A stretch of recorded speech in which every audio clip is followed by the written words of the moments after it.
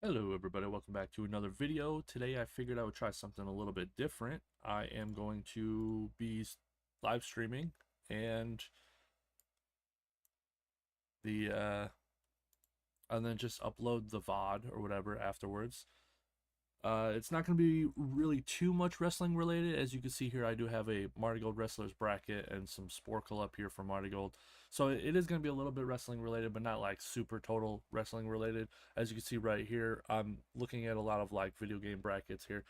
I figured I would just kind of mess around until they announce the bracket for the Dream Star, because I really don't have anything to do Marty Gold related until they introduce the bracket. Then I can start like theory crafting and doing a prediction video and whatnot. So until that happens, I'm kind of in a dry spot here in terms of content. So let's get right into this. I was thinking about just doing like a video like this, but I figured, hey, I'm gonna look into live streaming a little bit. Let's see if I can, do this. I seriously doubt I can because I'm not that entertaining, but let's do it. Um, so right now I'm looking at the popular video game bracket templates. Just because they didn't have any Marty Gold brackets, I was gonna do a Marty Gold bracket. So I made my own, but they didn't have any. So I was like, all right, whatever. So let's do some video game here. I'm a pretty big gamer. I'm a trophy hunter. I have like 60 something platinums right now. Not all of them are really easy games. Some of them are pretty hard. So you know, I do got some props. Let's see here. We got video game battle. I don't even know what that means. Uh, what is it? Just eh. Let's see. FNAF characters, best video game character. Okay, yeah, I can do this one. Best video game characters. Let's do this. I believe that's Ryu. I always get Ryu and Ken mixed up because I'm not really a big fighting game character. And then that is Alucard, I believe, from Castlevania. If I'm gonna have to pick, I'm gonna have to pick Alucard. I think Alucard's cooler. Ace Attorney, Phoenix Wright, and Kratos. Gotta go with Kratos, obviously.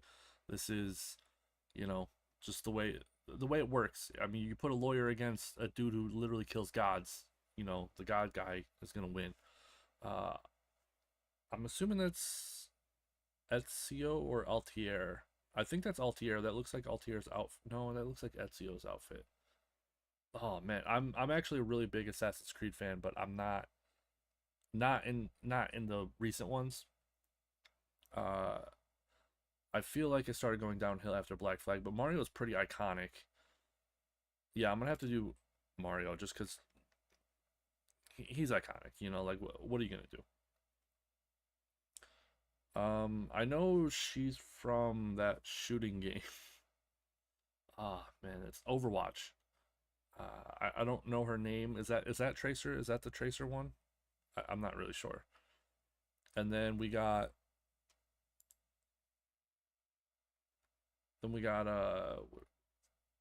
Cuphead. I don't really know anything about Tracer, if that is Tracer. Cloud and Fox. Ooh. Okay, so this is like the first tough one. It's the first tough one. Hmm. Because Cloud is obviously the most popular Final Fantasy character.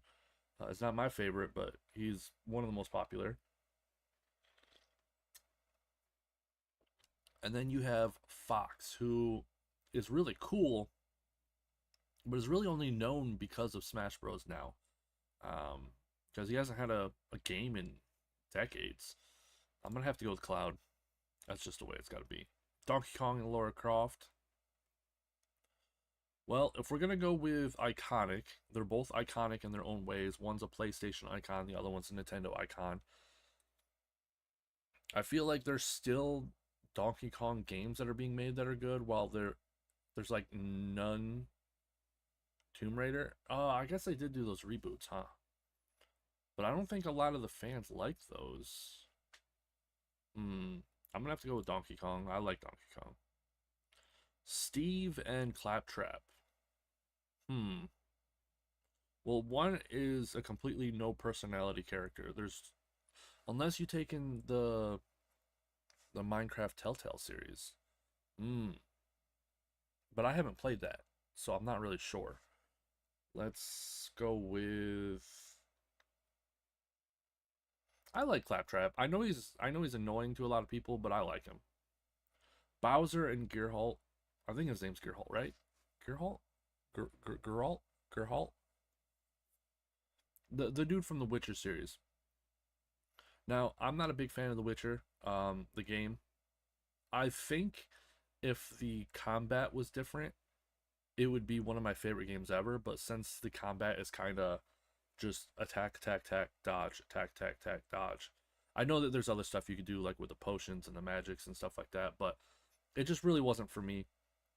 I'm gonna try to give Witcher 3 another chance here one day, but I'm gonna have to go with Bowser again. The Mario characters are just so iconic. I mean, oh really? You do one side then the other? That's kind of stupid.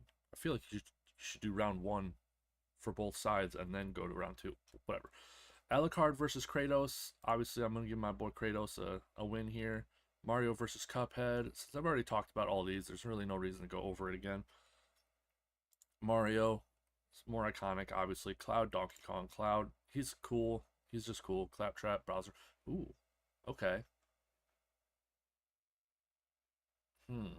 See, the problem is I've played one board or two Borderlands games, one of them being the Telltale series ones, and he's Claptrap's not even in that one. The other one was Borderlands 2, I believe. And I've never even gotten halfway into that game because I just suck at shooting games. Um, so, on the flip side, though, I'm not a very big Mario fan. I think that they're great games. They're some of the most solid series, like in terms of quality. But I don't really know too much about any of the story in a lot of the games, so I don't know too much about Bowser's character. I know more about Bowser's meme character than I do about his actual character. I mean, the meme character is that he's him and Peach are in love, and he like kidnaps her just so that they could be together for a little while. But if I'm gonna have to pick a character that I feel like I enjoyed the most out of all of the experiences that I had with them in the games, I'm gonna have to go with Bowser. Kratos and Mario. So this is tough. Because on one hand, you have the most iconic characters in video game history. And on the other hand, you have one of the coolest characters in video game history. And what's funny is I've actually only played half of the first game of God of War. That's the only, and then I played a little bit of one, whatever the one is where you get the wings and you can fly. I think I can't remember which one that is. But since there's no like description or anything, it just says best video game character.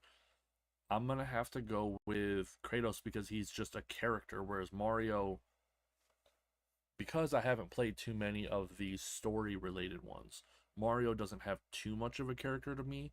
Um, so I'm gonna have to go with Kratos. Cloud and Bowser. Cloud, obviously, because hmm. Let's see. Kratos and Cloud in terms of best video game character. So, my experience with Final Fantasy is that up until a couple years ago, I had beaten zero Final Fantasy games. Zero. Uh, so, I don't know too much about the Final Fantasy.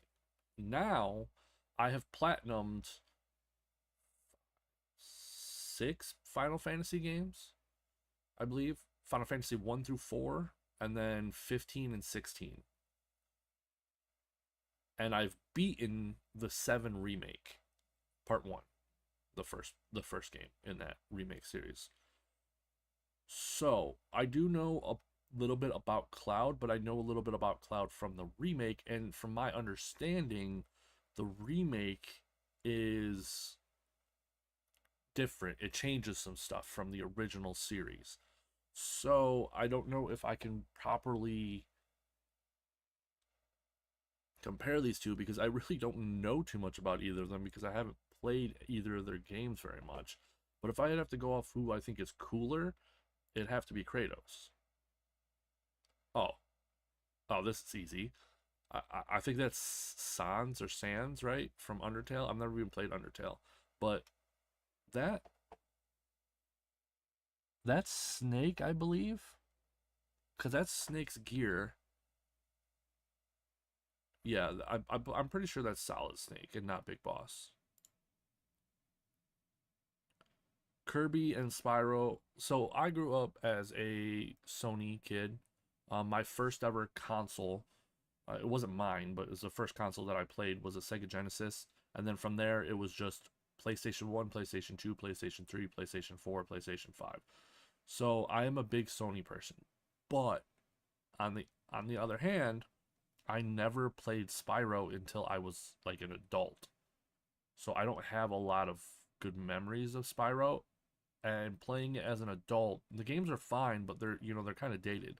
But I have played a lot of Kirby games, and I loved Kirby games, so I'm gonna go with Kirby. Who is that? Is that the Prince of Persia guy? I'm just gonna go with Mega Man, aka Rockman. We got Link and Leon Kennedy. I'm gonna go with Leon. Final or Resident Evil 4 was one of the only Resident Evil games I had ever beaten until very recently. Uh, Now I've not only beaten but I've platinumed Resident Evil 2 remake, and then I beat Resident Evil 3 remake. Still working on that platinum just because you have to beat it in like the hardest difficulty, and that last boss fight I just can't do it. I'm not good at video games. I'm just persistent. In terms of characters I like better though, Link is cool. I think the whole concept of Link is pretty cool, but I'm gonna have to go with Leon here. And specifically original Resident Evil 4 Leon Kennedy. I don't know if because the that's what he was wearing was his jacket that he wore in that game. But I don't know if they've changed him in the remake. I own the remake. I might even play it on stream. I plan on playing games on stream too, but all the games that I'm playing right now, I'm like halfway in or more, and no one wants to watch you play from halfway into a game. I don't know, maybe. Who knows? But I haven't tried the remake yet, but I do own it, so I could be possibly be playing that on stream. We got Sonic and Nathan Drake, I believe, from Uncharted and Sonic. I'm gonna have to go with Sonic just because of all of the lore of Sonic, the actual lore, not the other lore involving a person named Chris. Because you got the TV shows, you got the games. Yeah, I'm gonna have to go with Sonic. I think Sonic's a pretty cool character. Now I might mess up these names because this is Ganon. Just Ganon, or is it Ganondorf? Because I know when he turns into like the big pig monster, his name changes, but I don't know what he starts off as. I'm just gonna call him Ganon for now. I might be wrong. I'm sorry. I'm not a big Zelda fan. I actually don't like Zelda at all. The only game I've ever seriously attempted to play Zelda was the first ever one, A Link to the Past, Minish Cap, and Breath of the Wild. Those are the only ones I've actually seriously attempted. I've played most of them, but those are the only ones that I've seriously attempted and tried to beat. And I did not like any of them. I still think the first Zelda game is garbage. And I know that's a hot take, but that's what it is. And then I believe Sora from Kingdom Hearts. The only one I've ever beaten is the first Kingdom Hearts game. The from the 1.5 2.5 package or whatever. So I don't know how accurate it is to the actual game, but like the original. But I thought it was fun. I'm just not a big fan of action RPGs because like I said before, I'm not very good at video games, and if my skill level is stopping me from progressing with the story, I kind of hate it. But he's a villain and he's a hero, but he's a hero that's kind of like annoying, at least in the first game. So I'm gonna have to go with Ganon or Ganondorf, whatever. Okay, so Pikachu obviously, but then there's, is it Dante from Devil May Cry? Is that the name? Dante? He looks different. This must be from one of the newer ones. I'm gonna have to go with Pikachu, specifically because I'm thinking like from the anime. I know it says video game characters, so I'm assuming you're supposed to only really take into account them in the games and not in other media, but you can't. So you got Crash Bandicoot and Master Chief. Who do I think is a cooler character or a better character? Um, so I'm gonna get some flack for this because Master Chief is cool. I like Master Chief. I think he's pretty cool. But for one, I grew up as a Sony kid, and for two, I like his goofy mannerisms and like little personalities that they've given Crash throughout the first three games. I feel like I like that kind of character more than just the stoic, silent, badass trope type. No flame to Master Chief. I think Master Chief is really cool, but I think I'm gonna have to pick Crash Bandicoot here. Okay, obviously Solid Snake. Leon Kennedy versus Mega Man slash Rockman. I'm gonna have to go Leon Kennedy. Sonic. Pikachu. Solid Snake. Sonic. Solid Snake. And Solid Snake. Look at that. The Metal Gear Solid fanboy.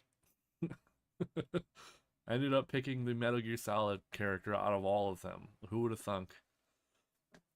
I don't know. It was such a weird combination of characters. I mean, if you look at it, like they had they had some people representing from all different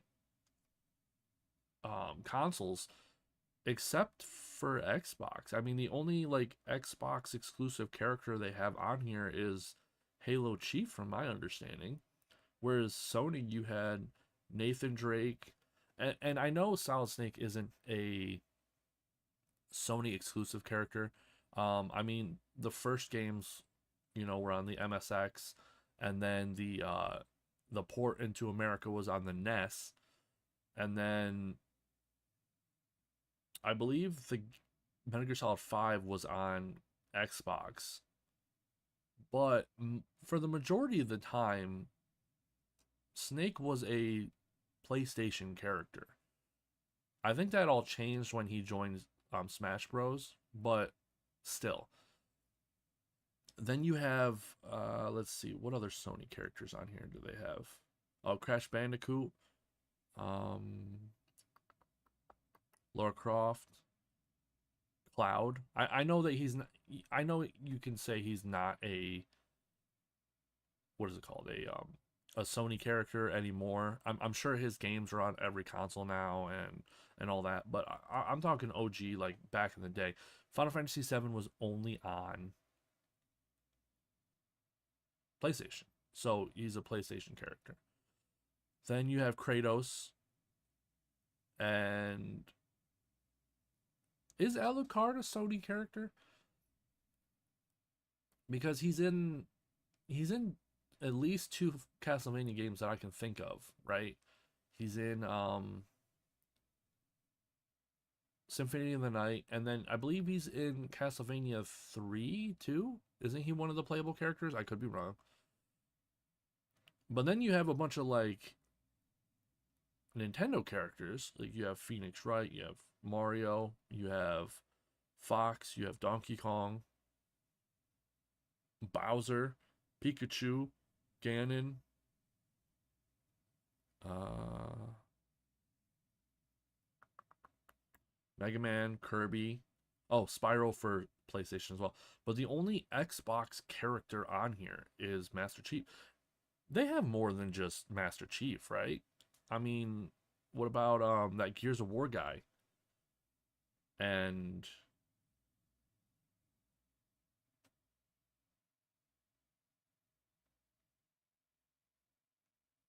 what does Xbox have for exclusives? I don't even know. Halo and Gears of War, right? There's got to be other ones. I don't know. I'm not very knowledgeable about that stuff. I'm not an Xbox guy. I mean, I did have the original Xbox and the Xbox 360 growing up, but I really only played like a couple games on both. For the original Xbox, I love this game called Raise as Hell. Um, it's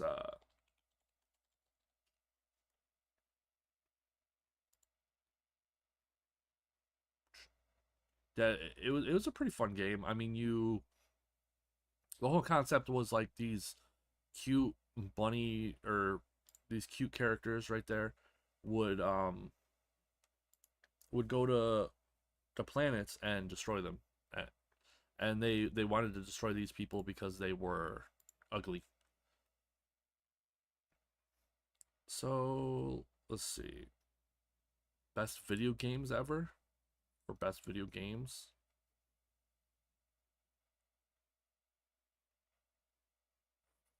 Okay. Yeah, this one could be fine. Let's do shuffle though. There we go. All right.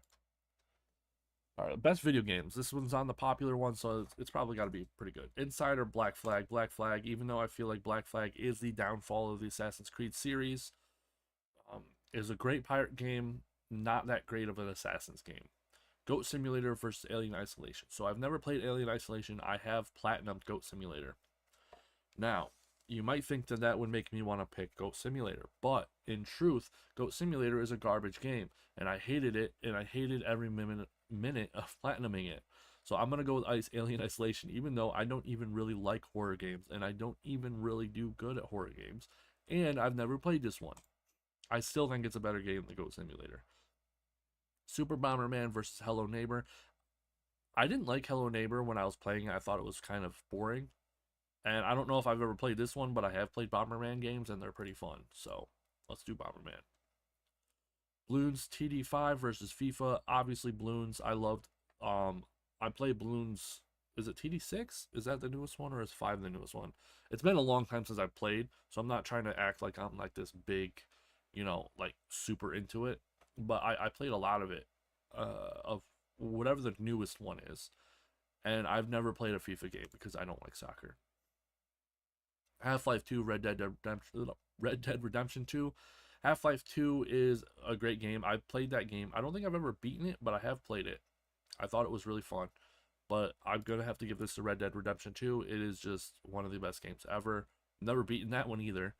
I have trouble beating a game. If I'm not absolutely in love with it, I have trouble beating a game. I get really far in because what I do is I try to do every little thing that's available right away, and then I get burnt out. Forza and Evil Within. I've never played either of these two, but I don't like racing games, so I'm just gonna go with Evil Within 2. Tetris and a Division. Tetris, dude, Tetris is so good. Tetris, I used to play all the time. I used to play Tetris while I was waiting to go home after school. I had it on my calculator. I used to bring my DS to school just so I could play Tetris in times where I was waiting. Jedi Fallen Order and Portal 2. Portal 2 all day. Portal 2 is such a good game. Crazy Taxi and Prototype. I have played both of these. I thought both of them were pretty fun. Prototype was pretty good at the time. I'm gonna have to go with Crazy Taxi because that was just more fun, especially if you're gonna take into the account like the arcade version with the steering wheel and all that. GTA 5 and Galaxy 2. GTA 5. Do I have to explain that? Gang Beasts and Mario Kart Wii. I've never played either of them. I don't really like online games, and this one I feel like you can still play by yourself, so I'm gonna have to go with Mario Kart Wii. Beat Saber and God of War. And that's the, I don't want to say reboot, but the Norse one, right? Yeah.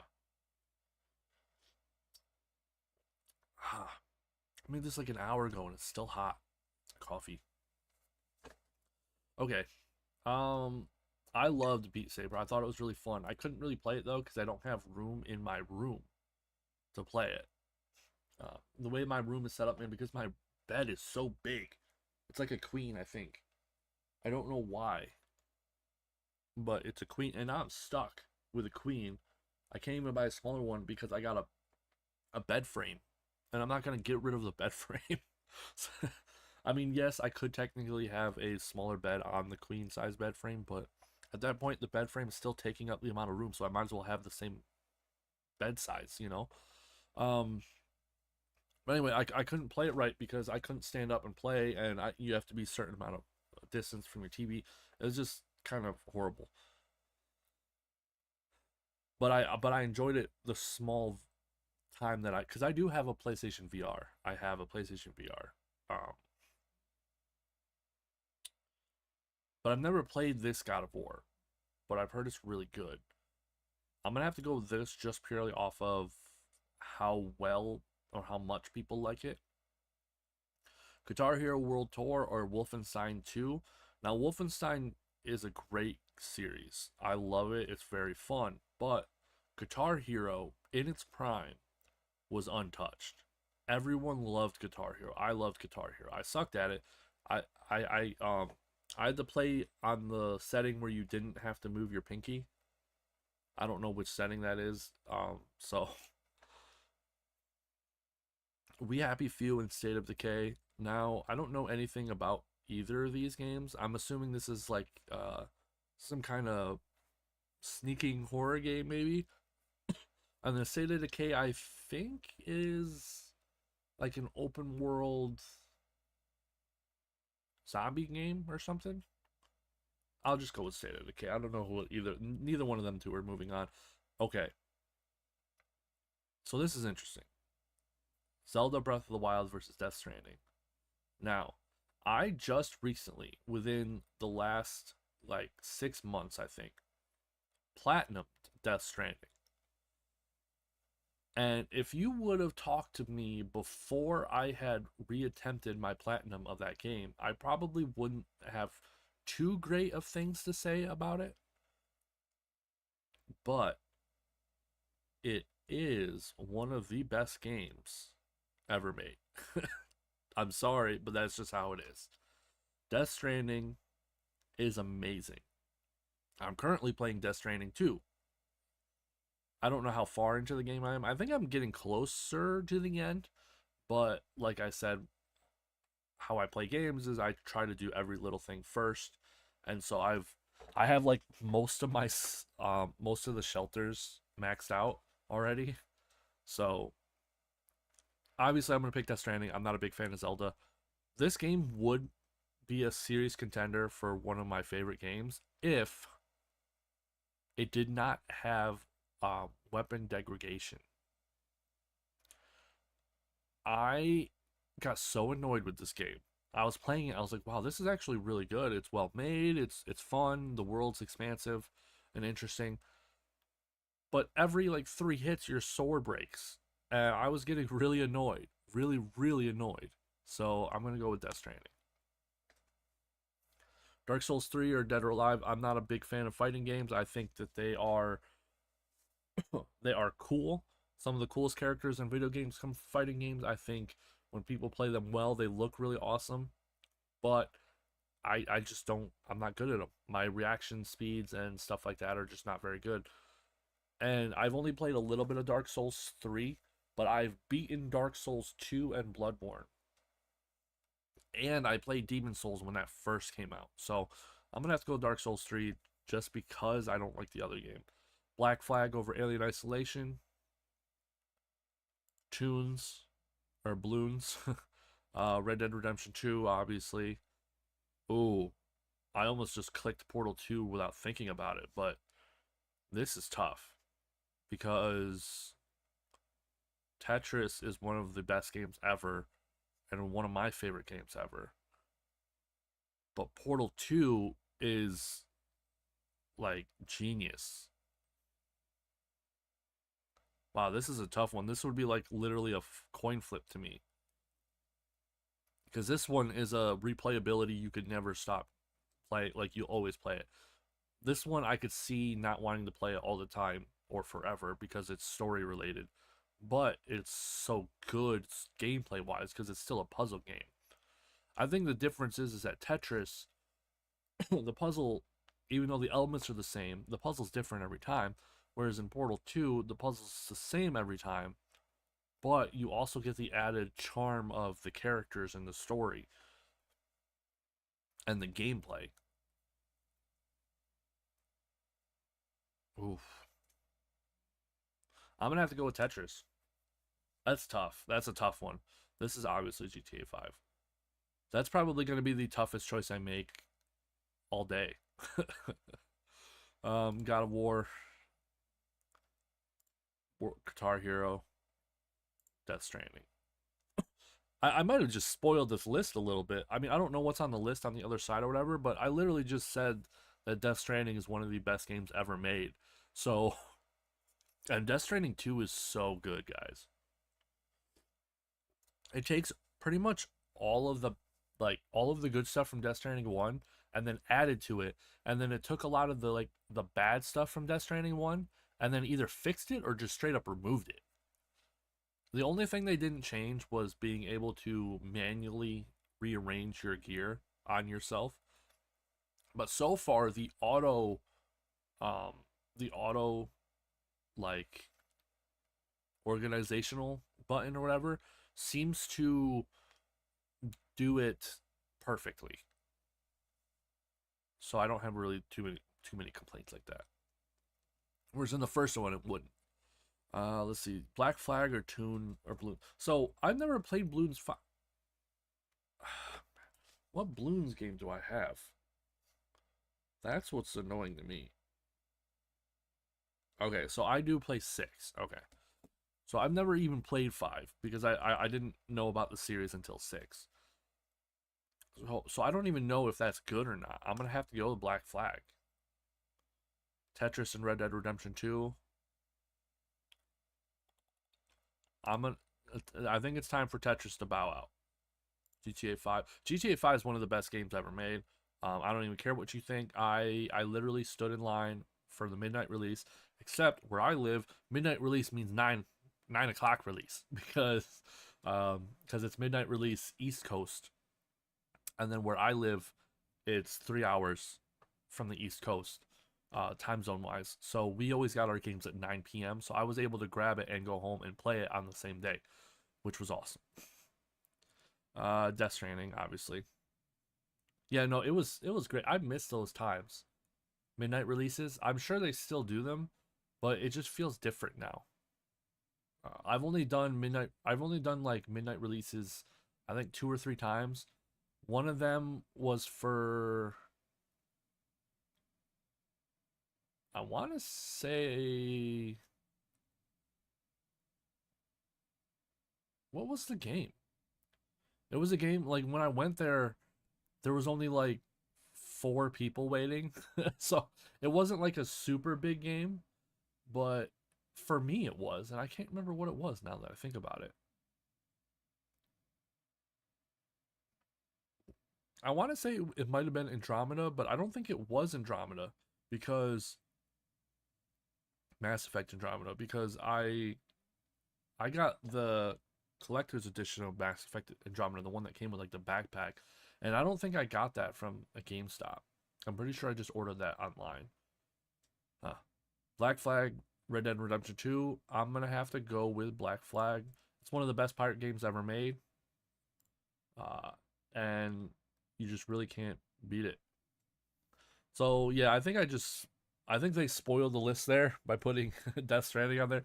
I'm sure for most people that would be, a tougher thing, but honestly, and this is probably just recency bias, but that is one of the best games I've ever played in my entire life.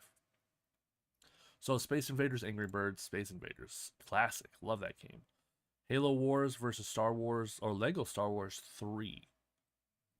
So I've the only Halo game I've actually played is 2, Halo 2. So I'm sorry, but I don't know about that one. And the only reason why I'm not just going off of, well, Halo 2's good, so I'll just compare it with, is I guess like some of the games aren't very good in that series, and I don't know which ones are considered good, which ones are considered bad, so I can't really do that. So online game versus Wii Sports. I'll go with Wii Sports. I don't like online games. Spyro, Ratchet and Clank, dude. Ratchet and Clank was so good. GTA 4 and Don't Starve. So, okay, before I click this, I'm going to click GTA 4, but I do want to do a little disclaimer about Don't Starve. I like Don't Starve. I think it's a great game, great concept. The only problem is I wish they would add a casual setting. And what I mean by casual setting is where you don't have to rush so much. Because if you're not doing something at every like waking moment in that game, you're not gonna get far. You're gonna die very easily. And it gets really frustrating because I want to sit there and explore the world and try to figure out what stuff does without having to restart my game 50 million times because I keep dying. You know what I mean? So I wish there was like a casual mode where you could sit there and you play it casually and take your time and like learn what everything does and stuff like that without having to worry about dying all the time. And then once you learn the game and you get good at it, then you could start playing the main game, the non-casual mode, and actually, have to sit there and do everything right away. So, unfortunately, even though I like the game, I like the art style, I'm going to have to go GTA 4 just because GTA 4 is really good. Payday 2, I loved Payday 2. I was playing Payday 2 all the time back in the day. Pac-Man and Titanfall, Pac-Man. Borderlands 2, Battlefield 5, Borderlands 2. Let's go. Pokemon Sword. I'm not a big fan of Call of Duty. I don't like FPS games. So, never played this. And I know this game is really well liked now. And I agree. So I got No Man's Sky on release, same day. And a lot of people felt ripped off because a lot of the things that they had promised were not in the game. Now, I feel like I'm the only one who didn't feel ripped off when I first got the game, and I'll explain why. Because I do not research games before I buy them. I do not look up their trailers. I do not look up what the game's supposed to be about or what it's in. I purely go off of a summary and the box art. That's all. The only thing I knew about this game was that he supposedly claimed that you could play with other people. You can do that now, but at the time you can't. You couldn't. And yes, that is messed up. And I know that he had promised a lot of different things and none of it was in the game. So that was the only thing that was like a little disappointing when I first got it, was that it turns out you can't actually play with people. Fast forward to today, and it is now one of the best space exploration procedural games out there. And I've platinumed it. I keep looking over here because that's where my OBS is. I know the camera's up here, but I platinumed it. So, No Man's Sky. I do not platinum a game unless I love it. I only have 2 games that I platinum purely just to get the platinum. And then I have like maybe like 3 or 4 games that I bought because I figured it would be an easier platinum, but it was still a game I was interested in. But there's only been 2 games that I've specifically played only because I wanted to get the platinum, and that was Goat Simulator and Farming Simulator 2024 or 3 or something, one of them. And I disliked both of them, and I did not have fun either way. I platinum No Man's Sky because I love that game. Ori and Batman Arkham Knight. Never played Ori, and only played a little bit of Knight. I'm gonna have to go with Knight.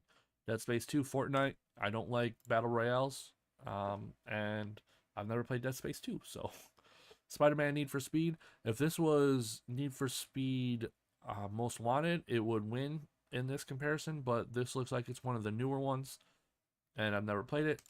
But I have played Spider-Man, and that game is fun. 7 Days to Die. I played Outlast, but 7 Days to Die was great. I will never platinum it. There's like one trophy for getting, like, killing another player like 10,000 times or some stupid like that. Final Fantasy X, obviously. Skyrim, yeah. Space Invaders over Lego. I've platinumed a lot of Lego games, by the way. Like I've platinumed all of the comic book Lego games like Lego DC Supervillains, Lego Marvel Superheroes 1 and 2, and Lego Marvel Avengers. Um, I think there's other ones I've platinum, but I can't remember off the top of my head. But Ratchet and Clank, GTA 4, Pac-Man, No Man's Sky. I love Pokemon, but No Man's Sky.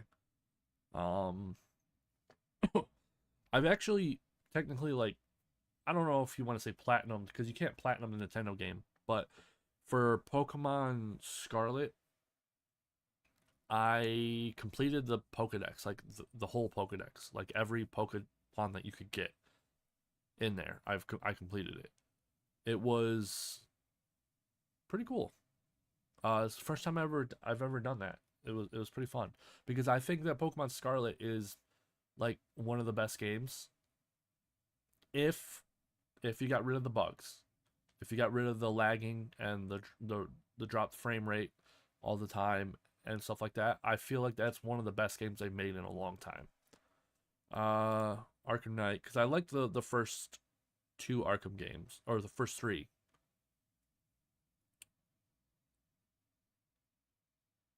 I'm gonna go with Spider Man. That one's a close one. Skyrim. I've never beaten. So my plan was because I never like beaten any Final Fantasy games. My plan was I wanted to go through and beat every single Final Fantasy game. But then that turned into I want to platinum every Final Fantasy game. So I got the Pixel collection or whatever, and I went and I beaten and platinumed 1 through 4, Final Fantasy 1 through 4, right? And I platinumed 15 and 16 because I got those games when they came out, and I loved them so much that 15 was the first game Final Fantasy I'd ever beaten. That's how good I think it was. And I'm stuck on 5. I'm right at Omega, the Omega weapon or whatever it's called, and I can't beat it. And you have to beat it to get the platinum. And I don't want to move on until I beat it. And it's been like at least a year or two. So I'll Ratchet and Clank. GTA 4. No Man's Sky. Skyrim. Ratchet and Clank. So for that Ratchet and Clank, by the way, just so I'm clear, that Ratchet and Clank one is I'm I'm considering the first one, like the PS2 version. Now it might be like the reboot one, which is still fine because I really like that one too. I actually beat that one as well. So, but I'm considering it to be the PS2 version. Okay. So we're down to 2 games that I've platinumed, which means that I loved both of them. I've said that Death Stranding is one of the best games ever made, and I stick to that. But No Man's Sky is so great as well. It's tough. It's tough. I don't know because gameplay wise, there's way more to do in No Man's Sky. So I feel like you'd be less likely to get bored playing it for longer than Death Stranding.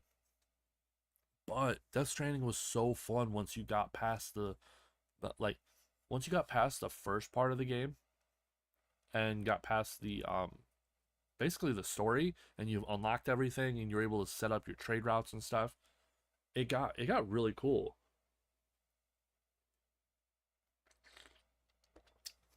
I remember when I found out that the ramps that you can run and jump off of them on foot and it sends you like hundreds of feet. Ugh, I'm gonna have to go with Death Stranding. Yeah, there we go.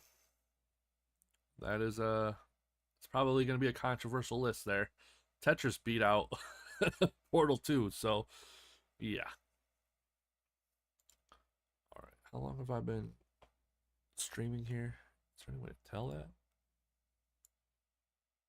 44 minutes.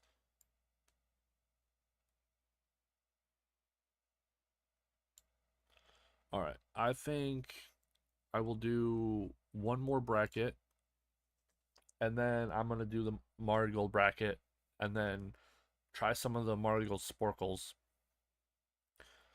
and then that'll be it for today. Let's see. Ooh, I don't know. I want to go off of like these top ones, but they all seem kind of very similar. I mean, yeah, obviously they're similar. They're all video game related, but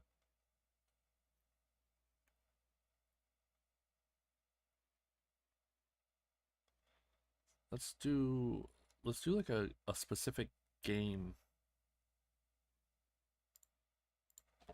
Um, let's do Metal Gear Solid. I love Metal Gear Solid. I'm a huge Metal Gear Solid fan. Best Metal Gear Solid character. Oh, and this is a big one too. Yeah, let's do this. Metal Gear Solid. All right, so Big Boss versus Zero. Big Boss. Or I guess that's Naked Snake. I'm assuming they're considering that to be Big Boss. Um, but the picture is from when he was Naked Snake. Same character, just different time in his life. Solidus versus Vamp. Oh, this is a tough one because Vamp's really cool, but Solidus is really cool as well. And you know what's interesting is they never actually explain whether Vamp was a secret good guy or not. Because the reason why I say that is because, yes, Solidus was a bad guy, but you find out the reason why he was doing that was because he was trying to take out the Patriots. Every single bad guy in the series, essentially, not counting three, their ultimate goal was to stop the Patriots and free the world from the control of the Patriots. So, like, that's what I mean. But when Vamp was working for Solidus and 2, he never really made it clear, or the game never really made it clear, whether he was in on the plan or not. Like, and then in 4, he's again working for someone who's trying to take out the Patriots, but it's never explained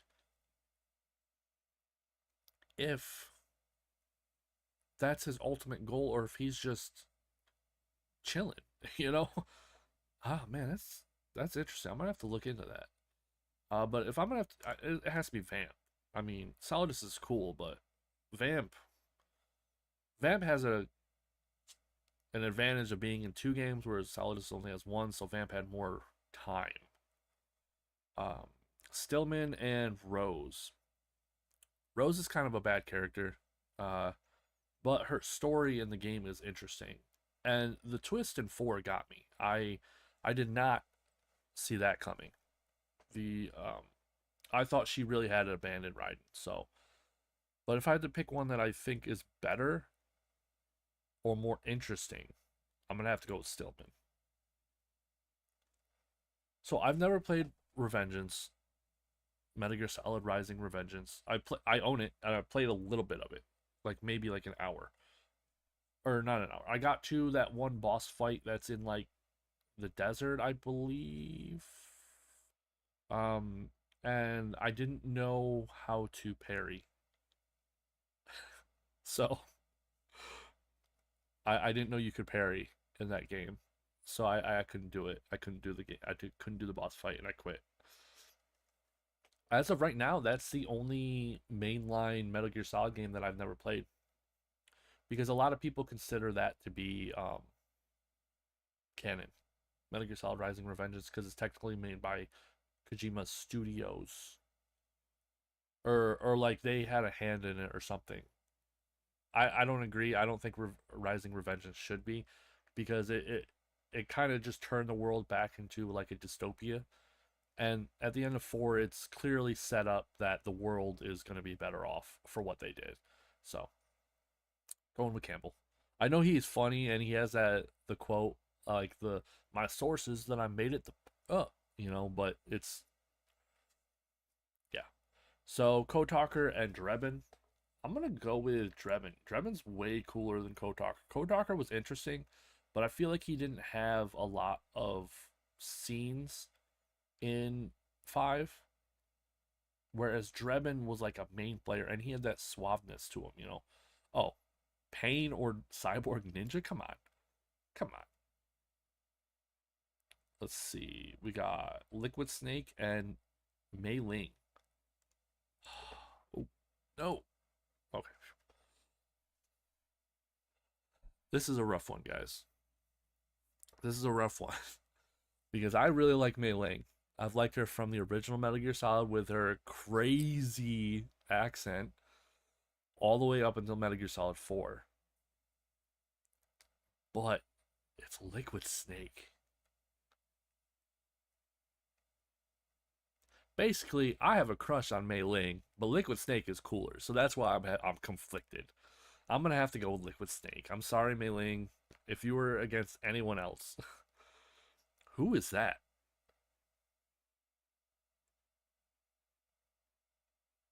That's not the boss, is it? It kind of looks like a young boss.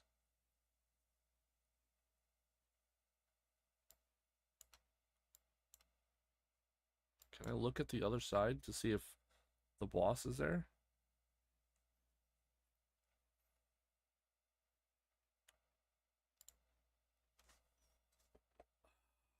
The problem is if that is the boss, then I want to click the boss. But if it's not the boss and I click her,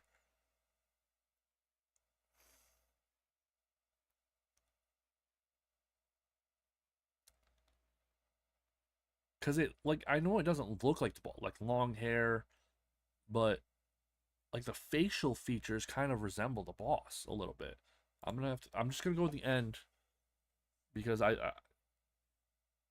gonna have to make a disclaimer for every step of that one. If that is the boss would have won that. So Fat Man and Venom Snake. So for those who don't know the twist, the games are super old now, so I don't care about spoilers at this point. If you don't want to be spoiled by Metal Gear Solid, just stop watching now. So, Venom Snake is a third Snake.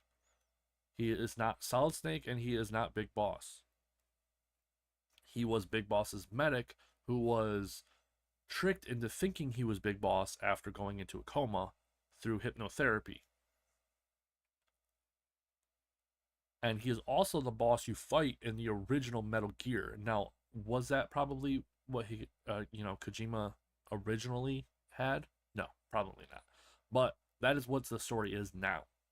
So, he is awesome. But he has, just like everyone else in Metal Gear Solid 5, he has zero personality. Like, the only people who have any personality in Metal Gear Solid 5 are Ocelot, um, Kaz, and uh, Quiet and Liquid Snake. Everyone else is basically just nothing. I mean, I guess you could say Emmerich as well, but who likes Emmerich? Anyway, Fat Man is really cool. That's what I was trying to get to. Is that normally you would choose, the main character, but Fat Man I think was really interesting.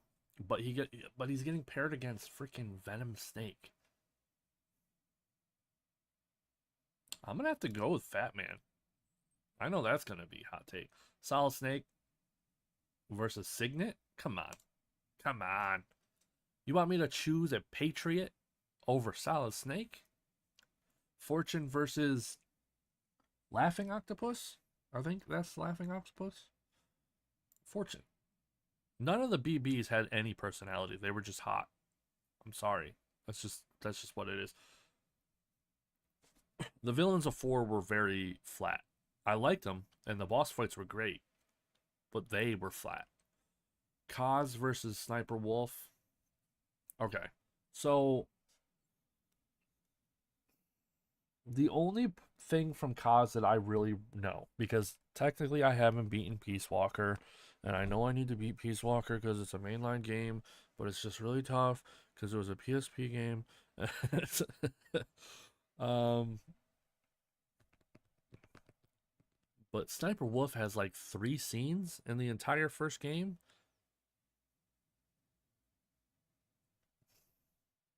And in 5, Kaz is just like a huge jerk. He just hates everything.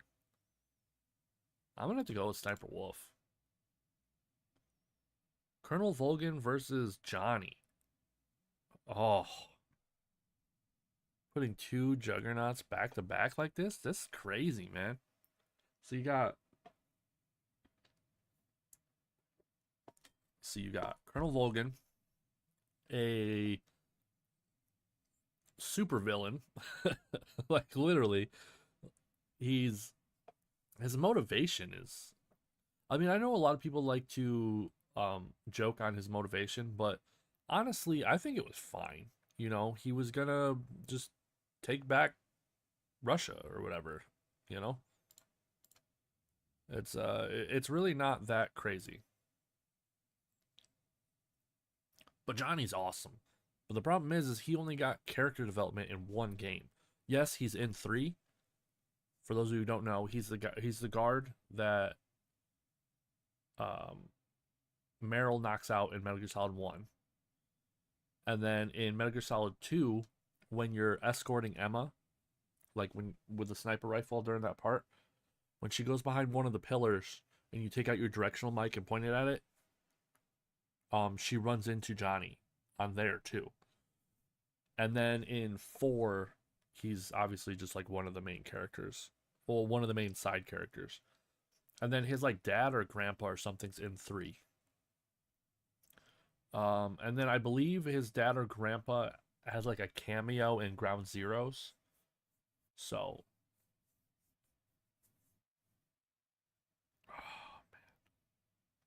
see, the problem is I like Johnny as like a person better, but I think Volgin is like a really interesting character. So I'm gonna have to click Volgin.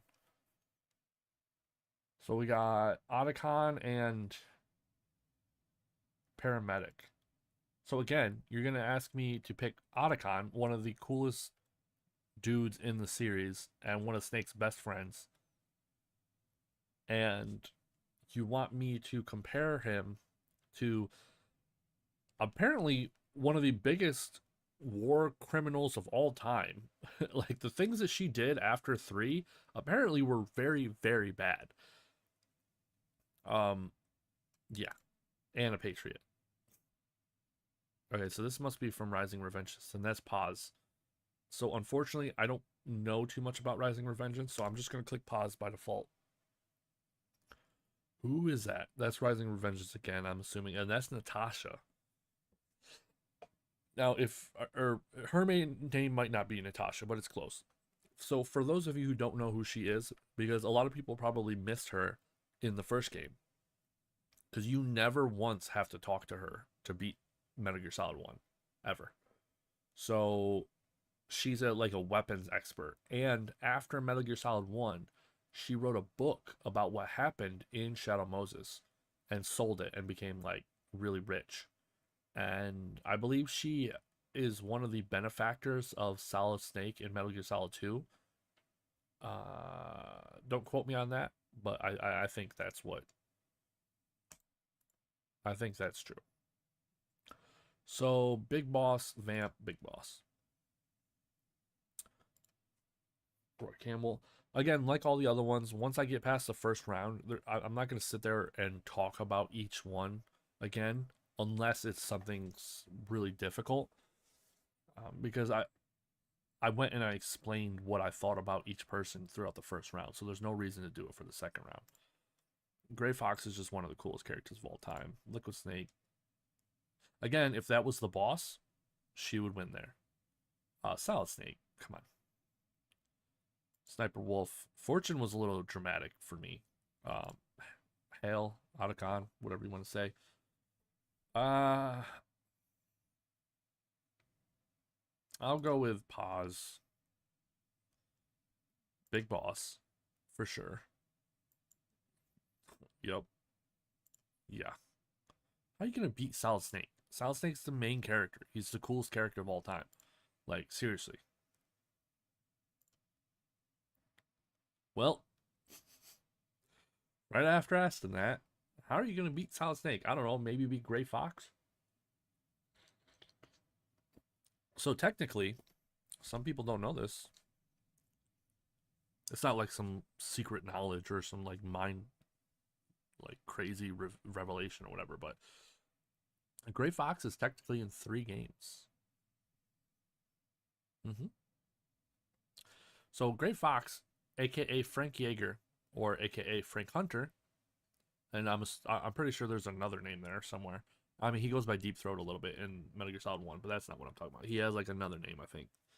Um, he was in the first game as a prisoner that you save, and then in the second game, Metal Gear Two, I believe he is also a.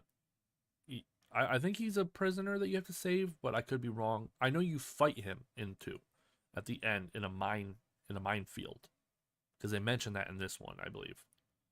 Um, and then paramedic. Remember that war criminal that I talked about earlier? Yeah, she went and turned him into this. So he's in 3 games. You know how many games Solid Snake is in? 3, 4, 5, 5. Okay. So he's in Metal Gear 1, Metal Gear 2, Metal Gear Solid 1, Metal Gear Solid 2, and Metal Gear Solid 4.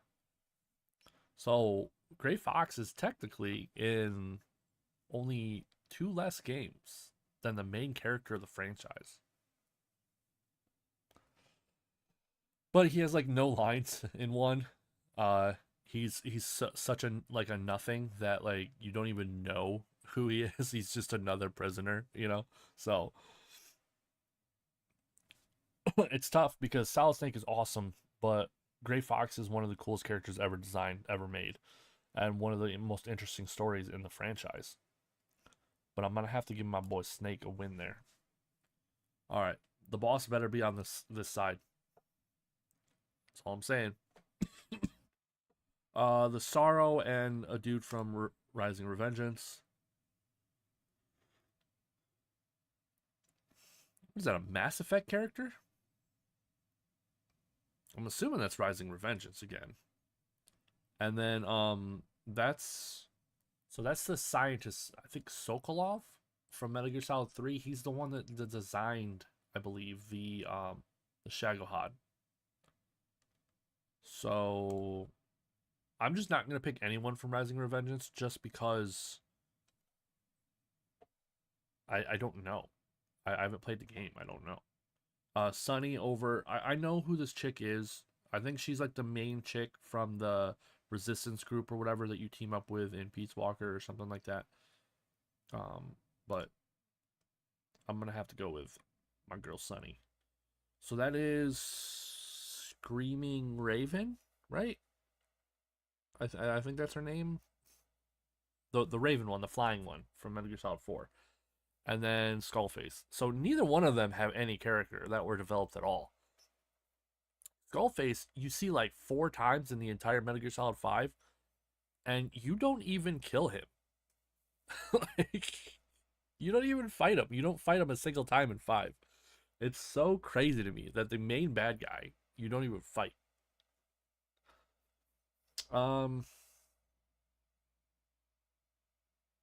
Jeez, neither one of them have a character, but at least this one talks and stuff.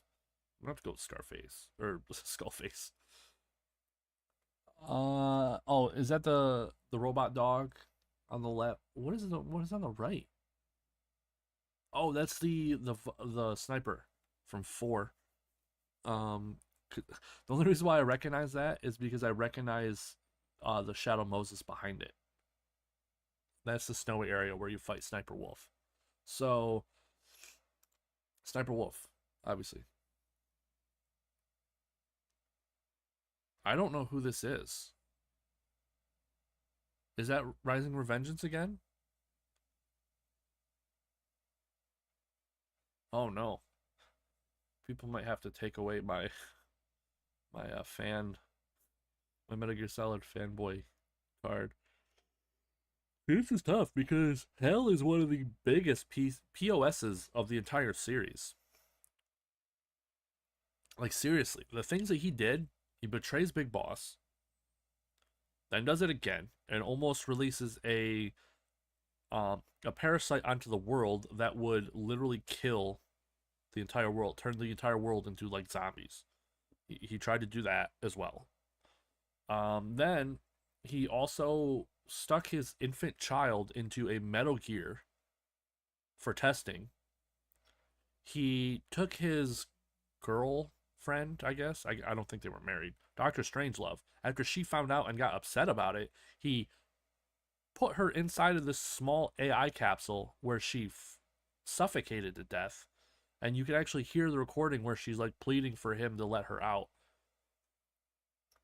And then he goes to America and he like marries this woman and then he kills himself and tries to take his stepdaughter with him.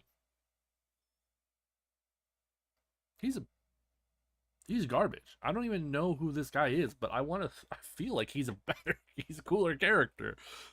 But since I don't know who this is, I can't morally pick it. Okay, so that wasn't the boss. I don't know who that is. But she looked like the boss. Obviously it's gonna be the boss. Vulcan Raven, super cool character, very interesting, but the boss wins. Chico and Emma. So because I've never played Peace Walker, I mean, I don't want to say I've never played Peace Walker. Since I haven't beaten Peace Walker, I got decently far, probably like halfway. I don't know too much about Chico. I mean, like, yeah, he was interesting. He was just like a kid who was playing soldier, you know. Emma, she's in like what, 30 minutes of the entire game? Maybe? And like 10 of those minutes is her being held hostage and not saying anything or doing anything. I'm gonna have to say Emma, even though she did want to screw her like stepbrother, which is kind of weird. Like that definitely points off of her. To be fair, Otacon also wanted to screw her, so that's points off of him as well. But it's weird, dude. Otacon's life was weird. he so he him and Emma were like step siblings, not related by blood in any way. Hale or Otacon's dad like married Emma's mom or something like that. So Otacon had an affair with his stepmother, driving Hale or Otacon's dad to commit suicide and try to take Emma with him. And then later on, we find out that both Emma and Otacon wanted to do each other. It's very weird. My first time playing through that game, I did not catch that at all. I thought that they were talking about like sibling platonic love the whole time. And then I played it again, you know, and I watched some scenes and I was like, okay, yeah, no, they they want to get all Alabama up in here. All right, so we got the Fear and Raiden. So the Fear is actually really cool. He'd probably beat most people on this list, but Raiden, not even taking into account how he is in 4 or Rising Revengeance. Just Raiden from 2 is pretty cool in my opinion. Yeah, he's a little whiny, but I think it's pretty interesting. Meryl and the Fury. Meryl. The Fury has 0 personality. He's like one of the BBs from 4. Like you don't know anything about him except that he went to space. This guy was kind of fun. I did get to interact with him during the parts that I did play, but this is Emma or Eva, also known as Big Mama. Psycho Mantis and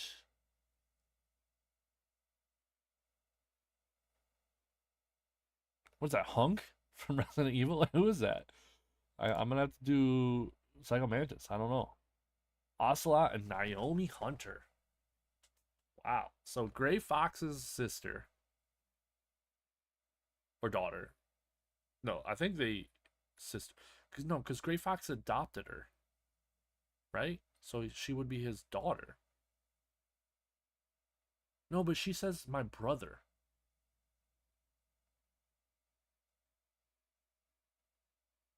Hmm. Yeah, Metal Gear Solid's weird, guys. But then you got Ocelot, the only character that's in every single game. Um,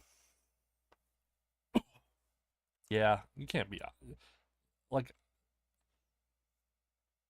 I'm gonna get a lot of flack for this one because Olga's really interesting. So she was interesting in two, but she was only in it for like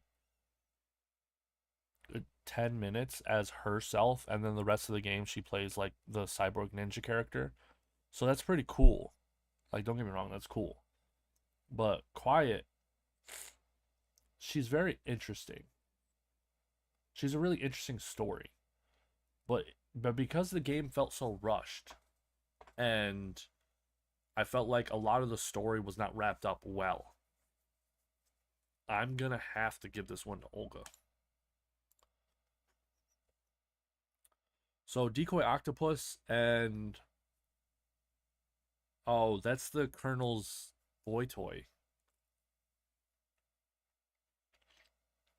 So because Raiden got so much hate from two, in three, Hideo Kojima added a character that was like a general or something. That was Colonel Volgin's like lover, and he looked exactly like Raiden. Well, since he's not a character, I honestly I don't even know if he has any lines in the entire game.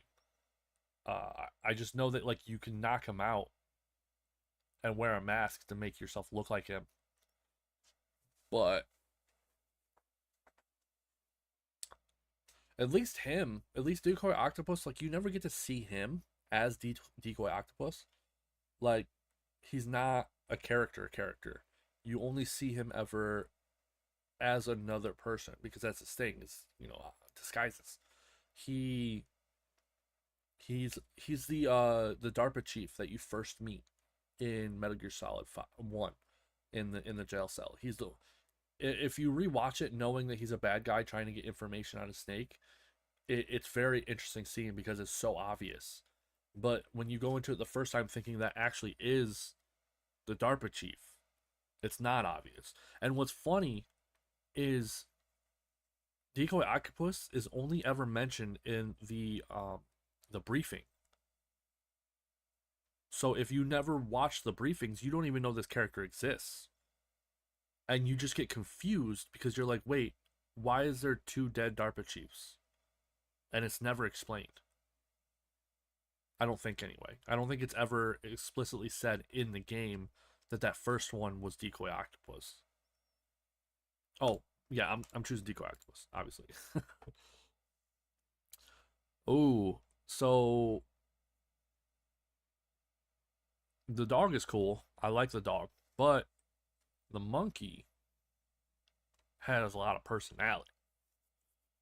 I used the dog a lot in that game, Metal Gear Solid 5. I used anytime I was trying to take out people, I would always use quiet. But if I ever wanted to sneak, I would always use the dog. But the monkey had personality. I'm gonna have to go with the monkey. The sorrow's cool. He's a ghost, guys. He's a ghost, like a literal ghost. He's also the father of Ocelot. Ocelot or the sorrow and the joy, aka the boss, were a couple, and they had a kid, and that kid was Ocelot, and the Ocelot was taken by the philosophers, and the sorrow died and became a ghost because he was a medium, and that's why in Metal Gear Solid 2, when Ocelot took Liquid's arm, he got possessed by Liquid because he was a medium himself. Sonny, Skullface, Sonny. Skullface didn't have any character development. I don't like how. The boss is like one of the best women characters of all time. I love Meryl, but Raiden is cool. Psycho Mantis, one of the best villains of all time. I think his boss fight's still considered like one of the best boss fights ever in video games. I don't think like I bet it's still on lists to this day. Ocelot, come on. I'm gonna go with Decoy over the monkey. Even though the monkey had more screen time and or personality, I still think Decoy Octopus is pretty cool. Sorrow, the boss. Come on. Okay, this is tough. This is very tough because Raiden, because you can't just take Metal Gear Solid 2 Raiden into account here, right? Because he's also in 4, and he's one of the coolest characters ever made by Kojima in 4. Still whiny, but he's cool. But Psycho Mantis, one of the coolest characters ever, not just made by Kojima, but ever. Plus, I like gas masks. I think they're pretty cool when they're designed right. Hmm. Plus, Psycho Mantis, fun fact, in 2 games. He's in Metal Gear Solid 1 and Metal Gear Solid 5. He's the small psychic kid wearing a gas mask. By the way. Let's see. This is tough. This is a tough one because Raiden is so awesome in 4. And then I guess he's pretty cool in Rising Revengeance as well. But Psycho Mantis is one of the best boss fights of all time. I'll go with Raiden. That's a lot, obviously. Boss.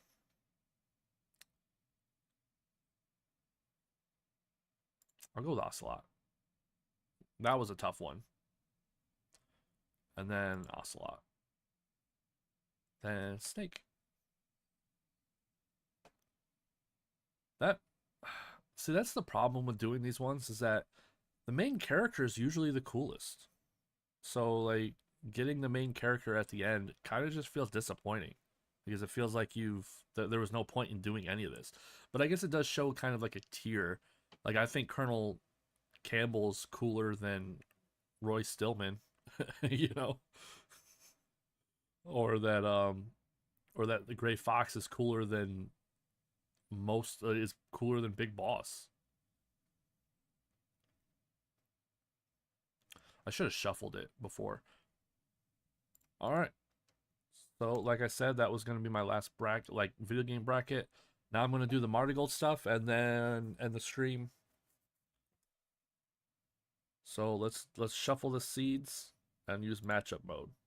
So we got, and I had to make this one myself. It should be on the website, the bracket fights. So if you want to do it too, it should be on there. So we got Mayu and Megaton. Mayu, obviously. Yuki, Mimi, and Mozilla. Yuki. Mozilla's great, don't get me wrong. But Yuki is... She has a lot of potential. Like, I'm still kind of iffy on whether she has the drive to do it, but I think she does. And she is incredibly attractive. Unfortunately, that does help you.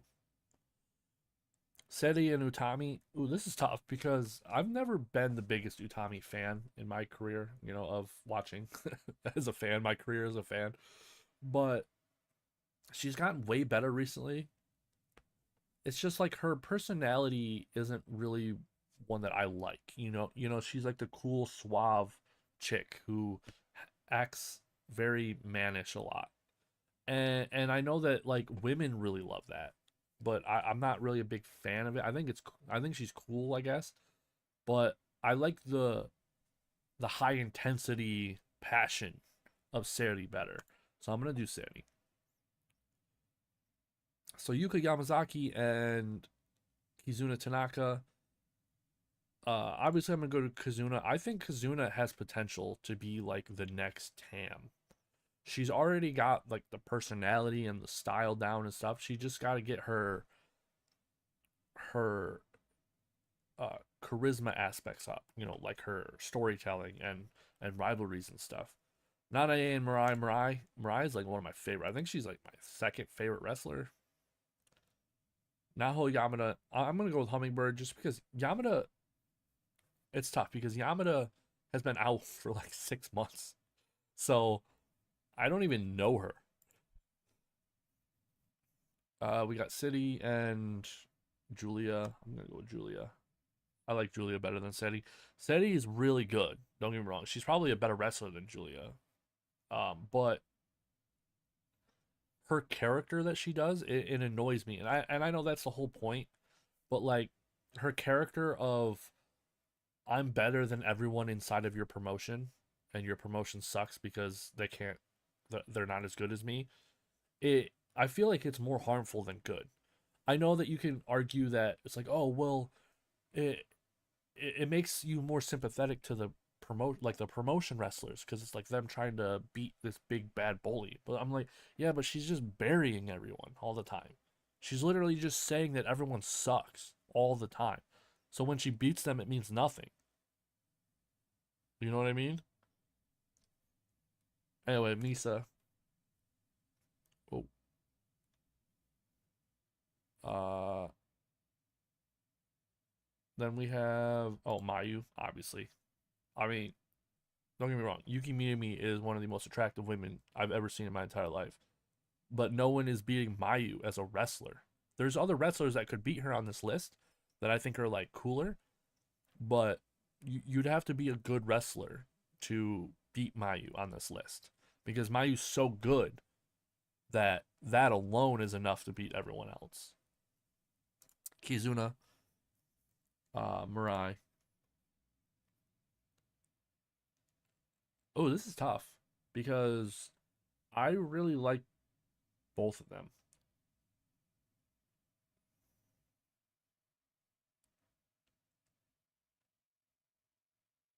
I'm gonna have to go with Julia. Julia just feels like a bigger star, you know? She she presents herself as a bigger star. Mayu and Kizuna. Oh, see, this is tough because she's a decent enough wrestler that I can't just automatically pick Mayu. Do I like her as a wrestler, like overall, more than Mayu? I like her personality type better than Mayu's. Like the cutesy, girly, like idol personality. I like that a lot. I think it's very like attractive in the sense of you want to keep watching it. Uh, but I'm gonna have to go with Mayu. Mayu's a goat. like like how do you beat a goat? Much as I love Julia, Mirai is so good. I feel like she's very overlooked by a lot of people. Mayu. All right. So this is gonna be interesting because I think I've made it very clear. Like I have not tried to hide the fact that I think Ryoko Sakamura is the worst wrestler in Marty Gold. Um, and recently they just announced that she's taking time off because of a sickness, and that she has not been able to fight with full like spirit or bravery or whatever, however it decided to translate it. Um, so maybe she has been sick for like the last couple months, and that explains why all of her matches have been garbage because she just shows no passion at all. She's one of the worst strikers. The only thing she has going for her is that she's very attractive. Now, I'm willing to give her a second shot now knowing that she's been sick for a while and that it's apparently been affecting her performance. So when she comes back, I am willing to give her another uh what's the word for it? Another chance to like kind of impress me again. Cuz I liked her in the beginning. I felt like she was fine in the beginning, like nothing impressive. And she had a very good debut match. It was very memorable. So, I mean, she's not great, by any means, but she's not bad. Uh, oh, this is easy. Arena and Victoria Yuzuki. Victoria Yuzuki is one of the best wrestlers in Joshi right now. Not even just for her experience level, because she is a rookie technically still. I think she has less than 2 years of experience. Okay. Shenyota and now Ishikawa. Now. Now's my favorite wrestler. Everyone knows that. Um, so I don't know if she's just gonna win this.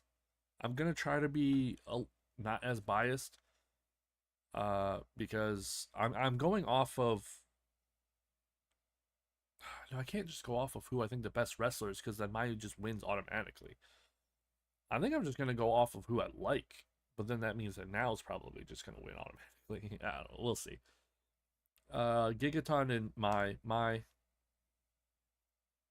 Nagisa. Oh, that's interesting. I did the shuffle, and the both of the Nagisas are against each other. So technically, you should choose Nagisa Nozaki because she's a better wrestler, way more experience, all that. But I believe I've said this before, but Nagisa Tachibana is the most promising out of the idols of Marty Gold.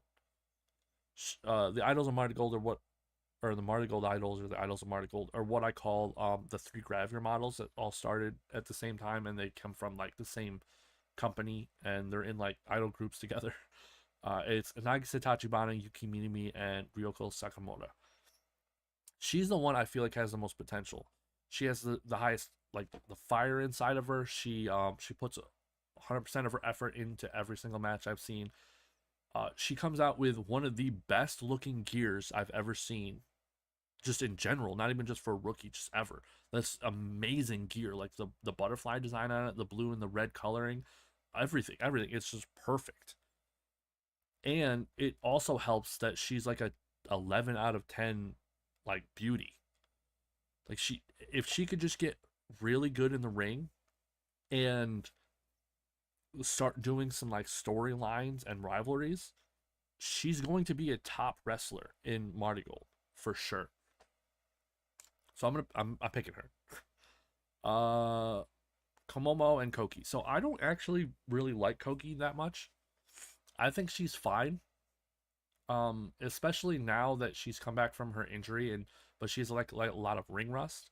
So what I'm thinking is I'm going to pick Komomo here, because I think Komomo's really stepped up her game ever since her character shift, because she used to have like a lot more of like a black and white gear, and she was more, serious and stuff like that, and then she started dressing like this, and being a lot more like girly, and but like that hasn't affected her in-ring skill. She's still, that intense wrestler, but she just has a different presentation now. So with her new presentation mixed with her fighting skills and stuff, I like her more than most of the other people on the roster. Oh, this is tough because Natsumi Shizuki's like an amazing wrestler. She's really good, and technically like a veteran. She's been wrestling for 12 to 14 years. And but Rhea Seto is one of the most interesting wrestlers in Joshi. She knows how to draw you in, and she's improving a lot. I believe the commentary has said that they consider her the most improved out of the first year. And I would agree with that. So as much as I like Shizuki, I'm gonna have to pick Rhea. I think Rhea's cooler. Miku. Sorry, Chiaki, but Miku is. She was my favorite wrestler outside of Stardom when I was only watching Stardom. That's how good she is. Yuzuki, obviously. I should pick Mai technically, but I'm gonna pick now. Out of these two, I'm gonna pick Komomo. Miku. this is tough.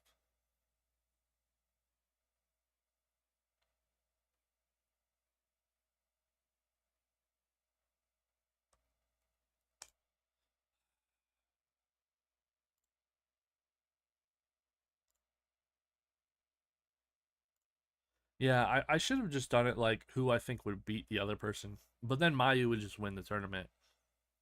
See, that's the problem with doing like brackets like this for wrestling, is that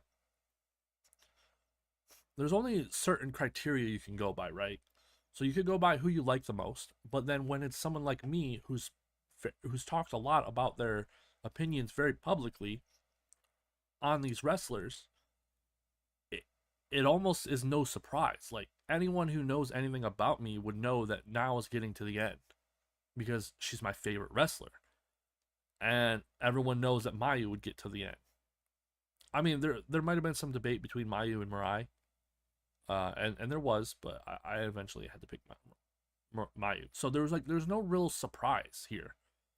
I think the only surprise was the Nagisa or Tachibana over Nozaki, and Rhea over Shozuki. I think those were the only like things that you could say were surprising. Yeah. Oh, and then Seti over Utami.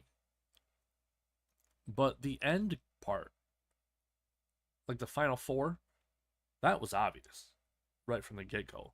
Anyone who knows me knew that now Miku, Murai, and Mayu, based on these brackets, were gonna go to the end. That's actually interesting because if they were in the same brackets, that would have changed everything. Huh. All right. So I went to Sporcle because I wanted to see if there was any Marty Gold related stuff, and there is. I really don't care about Wrestling Observer newsletter. So, can you name the participants from the Marty Gold's inaugural event? I don't know. Can I? So the only problem with this is that I'm very bad at spelling. That's why I don't do Sporcle because I don't know how to spell. So let's try this. So okay, so for the first show we had Nanae, Takahashi. We had Murai, we had Mai, Sakurai. Then we had was no oh now Ishikawa. We had Natsumi Suzuki. We had Misa Matsui. What? Oh, oh, she's already in there. We had Miku Alno. And we had I'm just trying to think of the first 12. Shikagoto. We had Chiaki. Was Nagisa? Okay, so Nagisa Nozaki wasn't there. Okay. Bozilla? Oh, so Bozilla was there. Okay, that's interesting. Then we have Yuzuki. It lets me put in Yuzuki, but for the other ones I have to put in the entire name. That's stupid. Then there's Utami. Yeah, okay, yeah. So that one was kind of just too easy because I didn't know any of these matches. I just knew who was in the show because it's literally just the original 12 and then the two foreigners or the three foreigners and Seti and Julia. Wow. Okay. Let's go. Marty Gold World Champion. There's only been two. It's Seti and then Utami. Utami. Average score 72%. There's been two people, guys. How are you not getting 100%? Twin Star Champions. Okay, this one might be a little bit interesting. Let's see. We have Nanae Takahashi. Takahashi. Oh, so you only need to get one of them. That's stupid. Chiaki. Um, then you have Mirai and Mai as the original. Then Godzilla and Tank.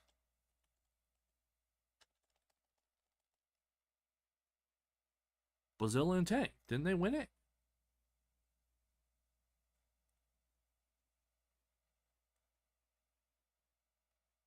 I swear Godzilla and Tank won this.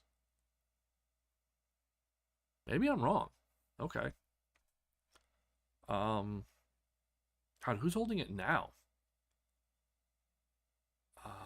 Oh no. So Mirai, Chiaki.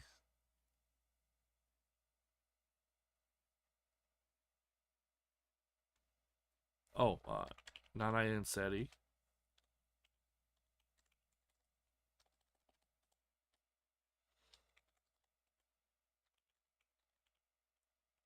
Wait, what is going on? Oh, because I already have that one. Okay. I was gonna say, I was like, that's stupid.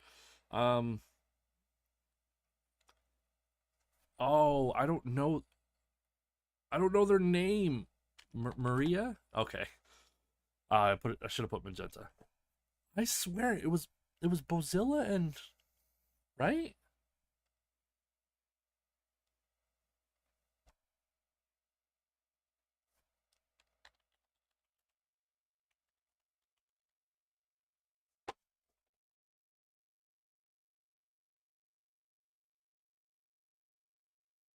Seriously. So I was right. It just wouldn't accept just Bozilla for some reason. Every other name I could just put one, but for that one it didn't matter. Or was it because I didn't capitalize Bozilla? That's stupid. Okay. I was freaking out. I'm like, I know Bozilla and Tank won that. What is this? The Superfly?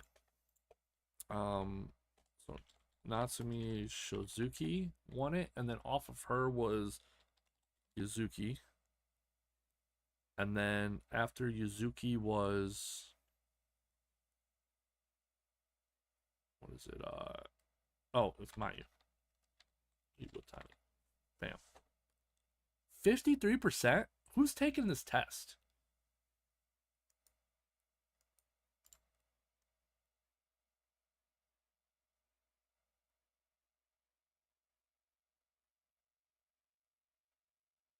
That doesn't even make sense or make sense.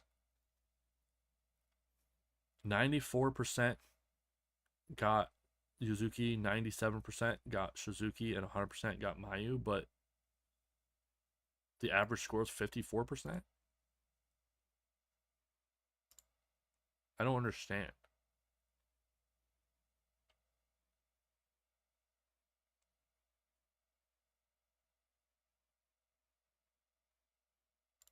That doesn't make any sense to me. All right, anyway. So last is the white belt, United National belt.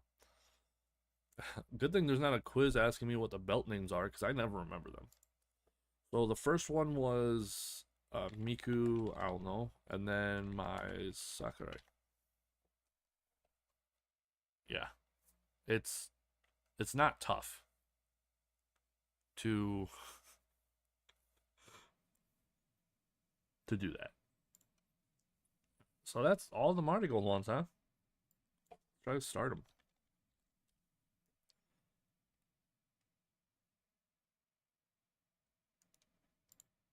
I'm assuming this is celebrity and not, yeah. Uh, Stardom 2021 round. Oh, this is gonna be bad. It's gonna be bad for me. Let's do this.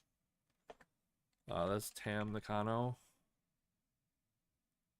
That's Natsuko Torda. I haven't watched Stardom in so long. Priestley. Oh, that's Azumi. That's Mina Shirakawa. That's Mayu Iwatani. I covered them for so long that all the base people up until like the 2021, 2022 era is gonna be oh no, I'm blanking. I know who this is. It's the chick everyone likes now. Now that Utami's gone. Micah. Oh, that's Hanan. Or Hanan. That's, oh no. Oh. Natsu Sumire. And that is Saya Kamitani. That is Ruka. Himika? Himika was so cute, by the way, guys. I loved Himika. This is Lady C. Jungle Kiona. Back when Momo Watanabe was actually good. Rina. Not that she's not good now, but like had passion in her, is what I should say. Natsupoi. That was, oh, I thought that was a Zumi for a second. Her face kind of was similar. Oh no. Oh, Saki. Kashima? Okay, Saki Kashima. That is Utami, or no, not Utami. Unagi? Okay, thank God I didn't need her last name.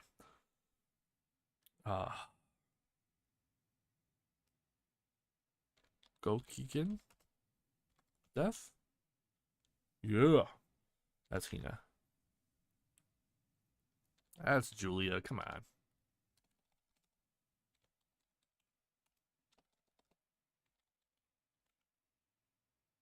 I've been spelling Julia wrong this whole time. Konami. Saya Ida. Come on. Starlight Kid. Man, I haven't watched Stardom in years. I know this is an old roster. If it was the new roster, I'd have no idea. Shitty.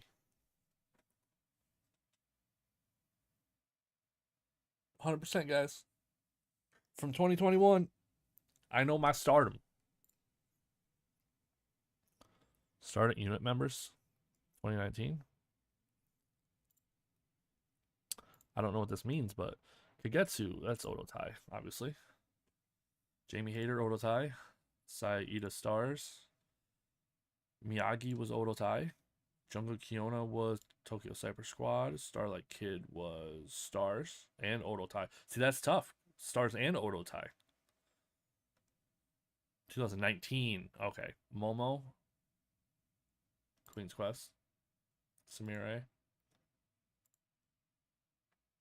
Mayu. Konami was Tokyo Cyber Squad. Rebel Kell. Tokyo Cyber Squad. Hanan. Stars. Kaori Yoniyama was Tokyo. Yeah. Rina was Tokyo. Hana Kimura was Tokyo.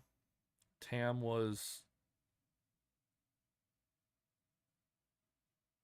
2019. Stars. Arisa Hoshiki was Stars. Leo Onozaki was Queen's Quest. Saki Kashima was at this time Stars. Because Saki was one of the last people to portray Mayu. The last one I think was Starlight, but the one before her was Saki. Or no. Yes. Anyway, Natsuko was Odotai at this time. Viper was Queen's Quest still. B. Priestley. Oh, she was in Queen's Quest at that time? Dang. Hina was Queen's Quest. Bobby Tyler. Oh. I'm not thinking about it. That's my problem. I was going so because I knew like most of these by heart. Like I was going so fast that dang. I almost just messed up. Zumi. Natsumi. Oh, what?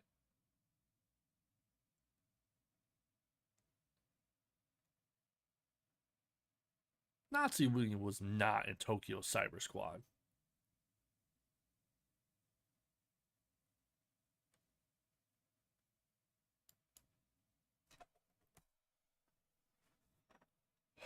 Yes.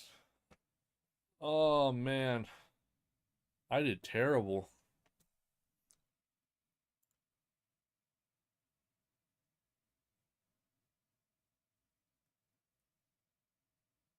Dang.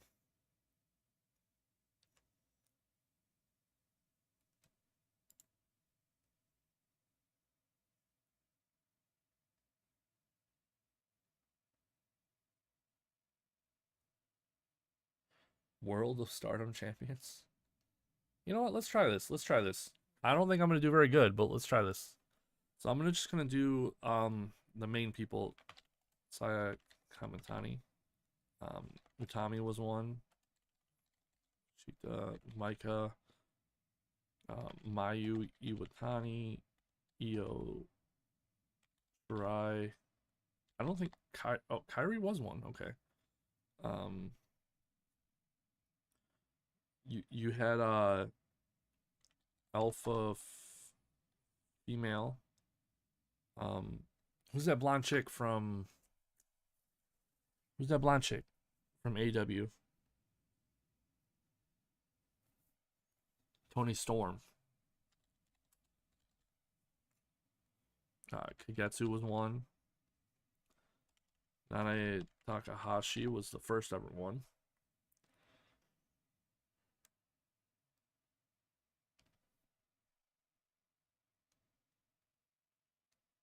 Okay. Cam Nakano was twice. So was Mayu. Okay.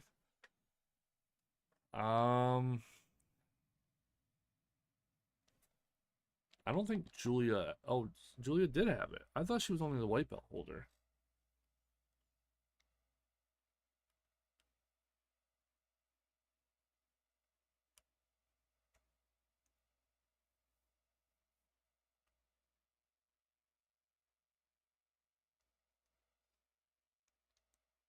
A lot of people from the early era that I don't know.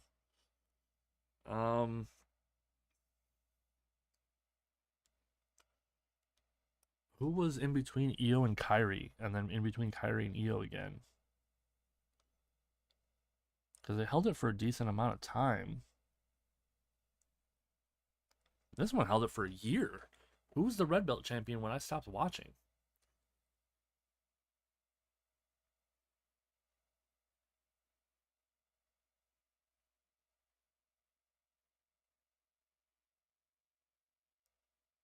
Who took it off Kagetsu?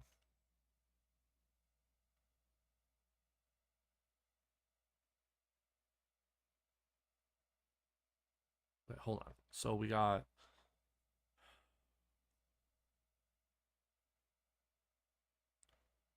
Who took it off Mayu? Or Micah? Who took it off Utami?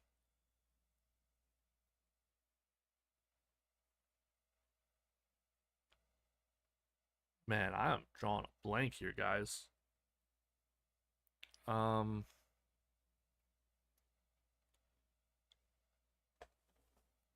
Ooh, I don't know. Mina Shirakawa? No, I didn't think so. Trying to think if there's any more foreigners that had it. I think Tony Storm and Alpha Female are the only ones. 2019.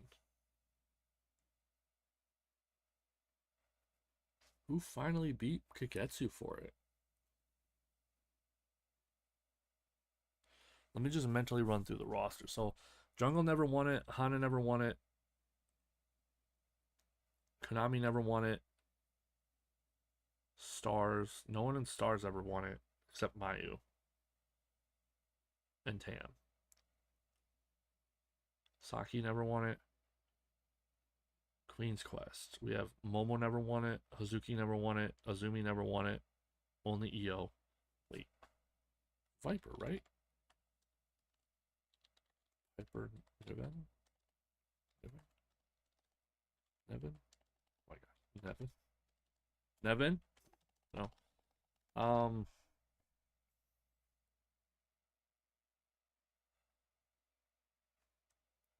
Okay, so Queen's Quest is out. Who else? No one in Tokyo Cyber Squad ever won it. Odotai, Kagetsu, Natsuko. No. Wait. Oh, okay. That's not. Oh yeah, I didn't know that.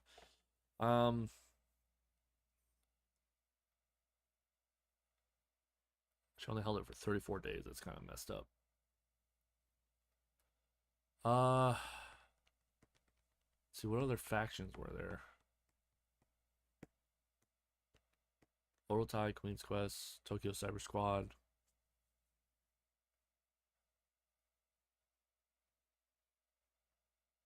Stars.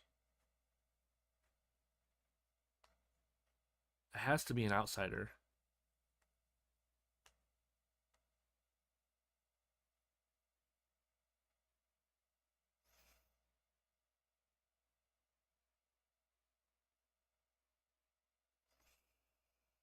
Hmm.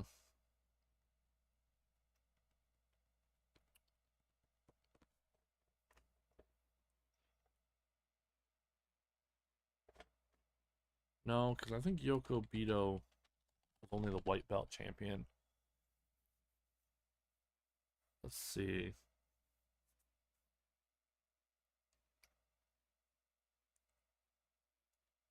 So we have. Start naming off the top people in the promotions. Sure. No, I don't. I know Jungle Kyona never won a singles belt. I don't even know why I'm testing that. I don't know. Konami.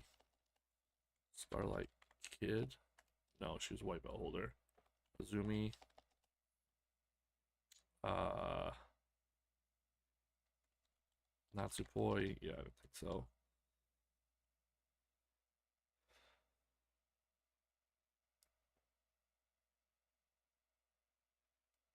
How am I missing 4? I mean, the 2014 one makes sense because oh wait, before I started watching. Kawa? Yoshiko. There it is. Because that triggered my memory. I was like, that was before I started watching. I was like, oh wait. Okay. So 2015 was also before I started watching. But oh.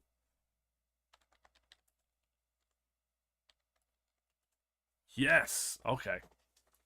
Back in the game, guys. Mako. 2019. Trying to think of what was happening in 2019. So 20 Kagetsu won it, had it for a whole year. 2019. Oh wait, B. I forgot she was red belt champion, and for 184 days too. That's kind of impressive. I forgot about her because it was. I mean, she's good. I liked her. Don't get me wrong, but come on. So that only leaves one. In 2021, this is around when I stopped watching. That's what's gonna mess me up. Who was? Because I think Utami was the red belt champion when I stopped watching. Or no? Yeah, I think. Or maybe it was when Julia was. So who did Julia win it off of? And Utami lost it to? I don't know. Sadie? Yeah, no, I didn't think so. Um, Trying to think. Who did Julia win it off of? And they held it for a year. So it wasn't no like slouch run.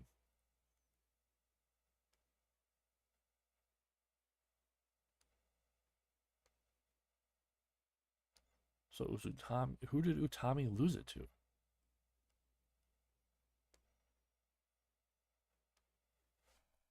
Oh, I still got 40 seconds. Come on.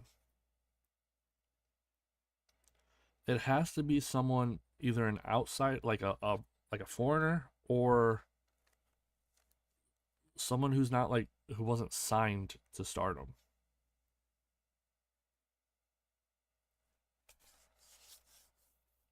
Who is it, guys? 20 seconds.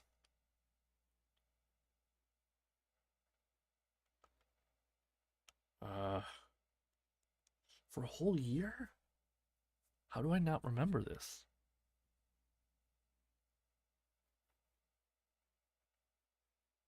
Yeah, I don't know. Shitty. Shitty was the red belt champion? I don't remember that. I don't remember that. That must have been, yeah, I think I stopped watching after Utami when Utami was champion. Wow. Hey, 95%. That's pretty good.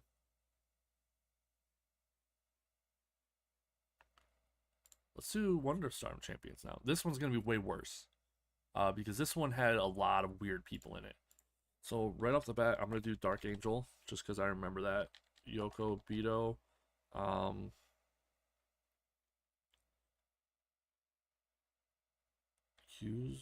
Yuzupon?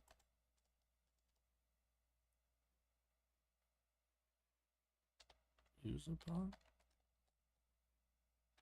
I know.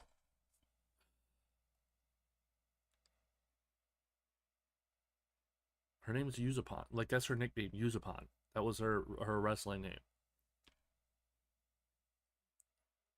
She's the first one. She held it for like 2 years. I know who she is. I just don't know how to say her name. I'll wait till the end. Okay, let's start. Just I know Kairi Hojo was one. Io Shirai, Mayu Iwatani. Let's just start listing off people. Starlight Kid. Oh, she's the current one? Okay. Saya Kamitani. Momo Watanabe. One of the best ones. Arisa Hoshiki. And then Arisa lost it to... Ooh.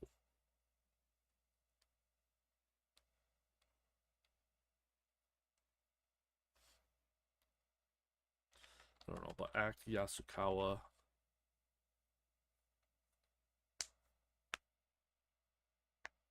Okay, so now I just need to start running through people. I don't think she ever won anything. Yeah, okay. Starlight Kid.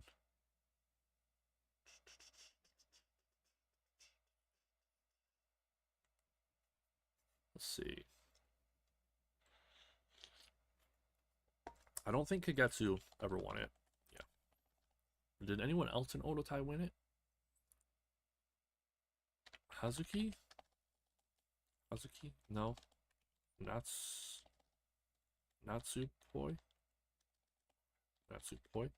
Okay, Natsupoi did win it. Okay. Oh, I never put... Damn.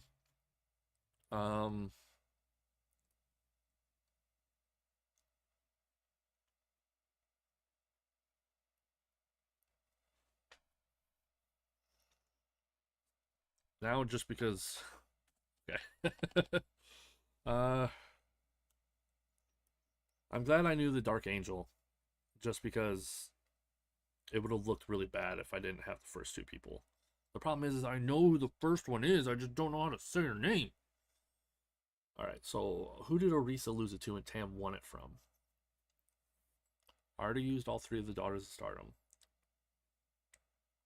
Wait. Did Hannah never win it? No. Okay, that was the future belt. Got it. I know Azumi never won it. Still gotta check, you know. Were there any other foreigners who ever won it?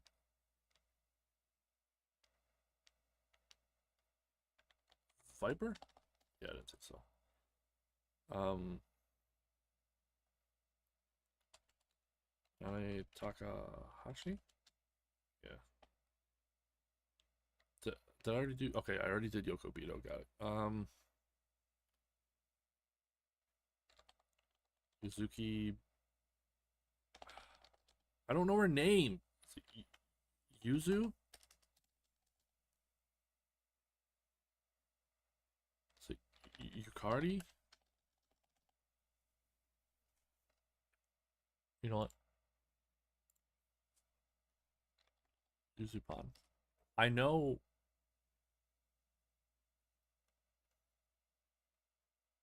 Yuzuki Aikawa. Okay. I'm not gonna add it.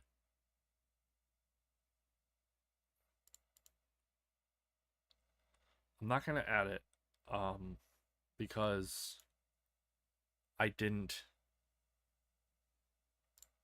Because I didn't get it. Like I didn't remember it. So I'm not gonna.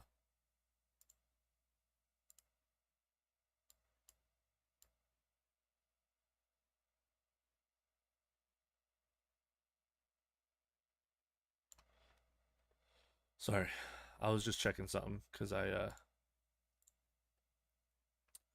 accidentally opened up something with a lot of personal information on it, and just making sure it didn't show on the screen. Um, I'm not gonna remember. Like I didn't remember her name, so I'm not gonna add it. I'm not gonna give myself that point. I knew her name, Yuzupan. I just didn't know Yuzuki Yakawa. So let's continue on.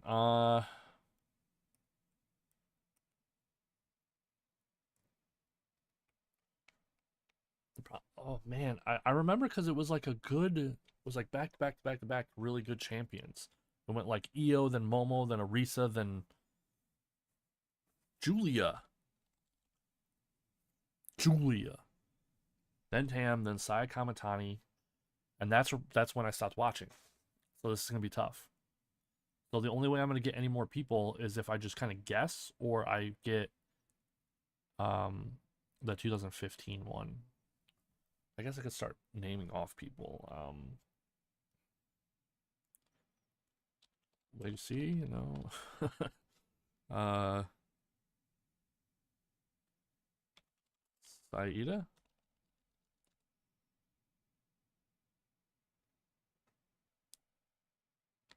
Konami?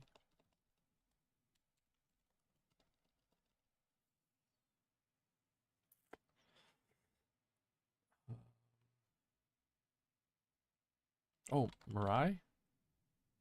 Micah? No. So Mirai won it. Uh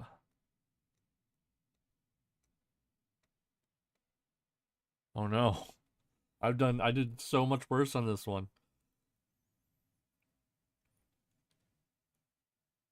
I mean, they were passing the belt back and forth during these days. Jeez, everyone had it.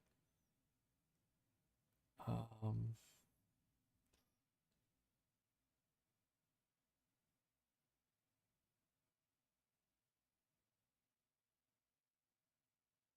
oh no, guys. Oh no. I'm doing so bad on this one. And what's gonna suck is when it pops up and it shows me all the names, I'm gonna be like, oh yeah, of course. Oh oh, Mina. Yes. Oh. Unfortunately, I think that's where this ends. Oh, Mako Satomura. I don't know who beat Io for it. That's kind of crazy. I don't know. Show me Santana Garrett. Oh, I would have never gotten that, but I did know that. Okay, so Sayori, Mika Iwata, and then Sayori again. Wow. Okay, sure. Hell no. There is no way. There's like a billion of them. There's a billion Goddesses of Stardom champions. I will never get that. Oh, what's going on?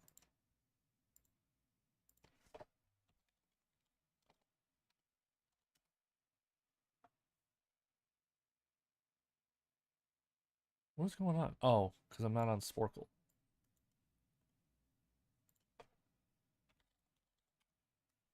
Dude. There we go. Sorry. Uh, here we go. Here we go. Here we go.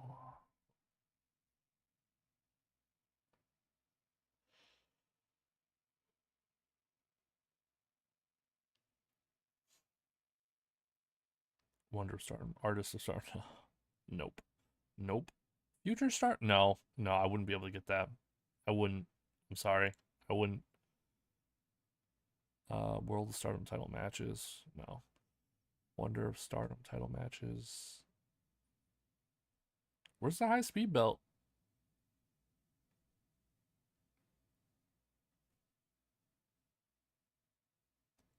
If I'm just looking for high speed, I might as well high speed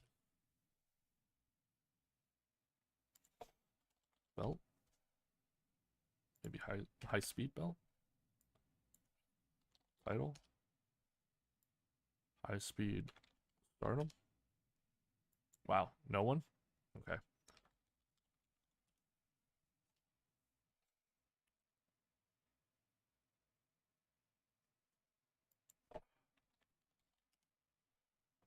Okay. Category. All right, let's try this Goddesses of Stardom Champions one. There's no way I'm getting this. There's just no way. I'm gonna do terrible. Okay, Kagetsu Hana Kimura. Okay, so both times she had it. Jungle Kiona Konami. Okay, she had it with someone else. Shitty Azumi. Azumi's never won it? That's crazy.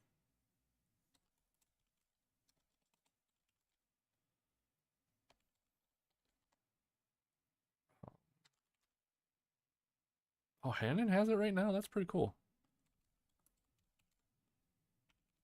Nanae Takahashi. Uh, Kairi Hojo. Io Shirai. Mayu Iwatani. Oh, Mayu Iwatani. Saki Kashima. Okay. Let's see.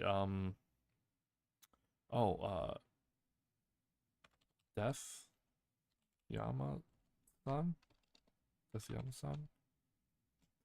Kaori Yonayama. Rap. Let's see. Who else? Sayori. I don't know. I don't know. I don't know if I spelled that right. All right, let's just start. Kina. Rina.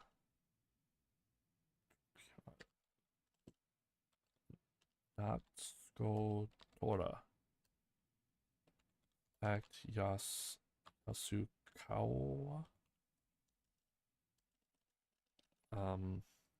Yoshiko. Natsuki Taiyo. Okay.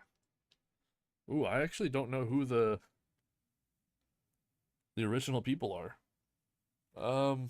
See, the thing is I don't actually know any of these people. I just know people who were high up in stardom. Uh, Santana Garrett. Okay. Dark Angel. I'm just going by like other champions. Micah. Uh, Julia.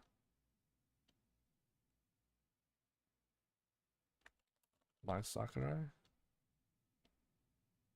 Did I already do Micah? Yeah, I already did Micah.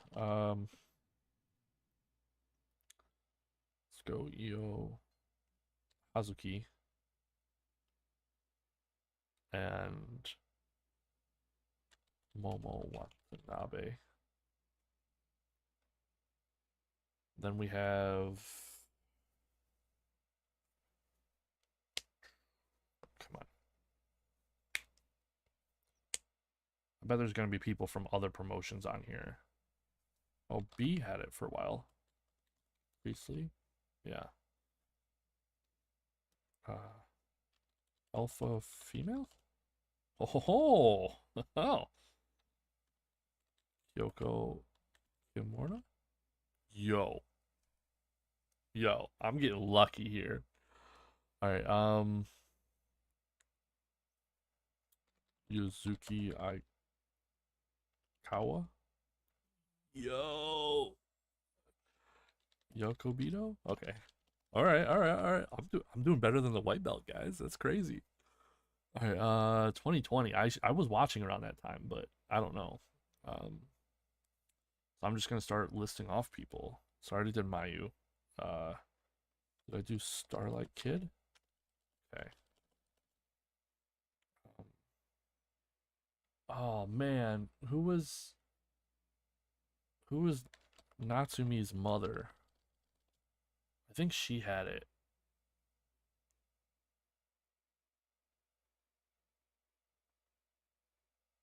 Yeah, it was some like Mexican chick, right? Remember? Oh no.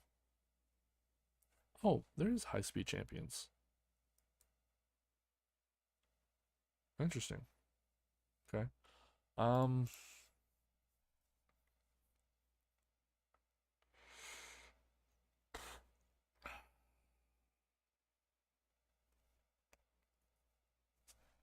Oh. Oh, I spelled the name wrong. Sai Ori. Oh no. Okay. Mina Shirakawa. No. Did I put Tam Nakano already? Okay. Um. Gokiken Death. Fukiken Death. Okay.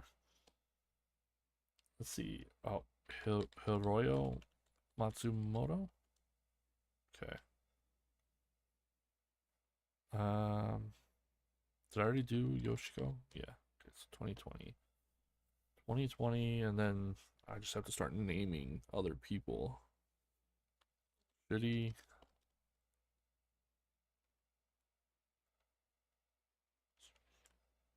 I already did the Three Sisters. Mina. Uh,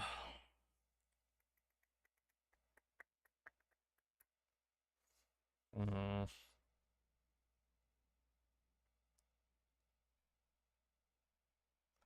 this might be where I'm done. I don't know enough about current stardom to actually properly guess 2023 and the two 2023s and the 2024, and then I'm just blanking on the 2020. Wait, Mary. Oh, what's her name? It was Natsumi's mother. She was that Mexican chick. She held the high speed belt for a while. I think her and her sister either held the tag titles or at least challenged for them.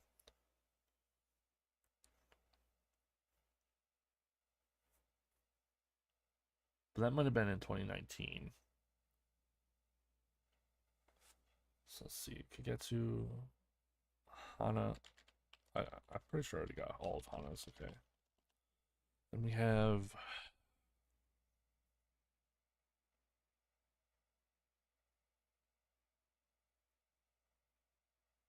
chocolate.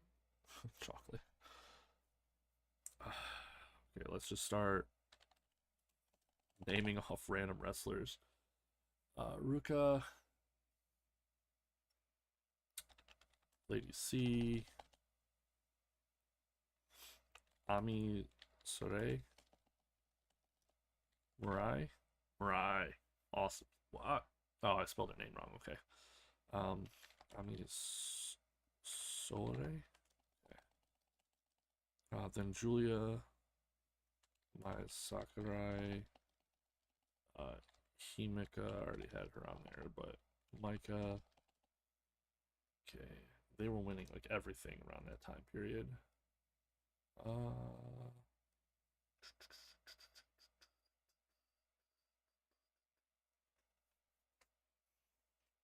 I only have 3 left. That's actually way better than I thought I was going to do.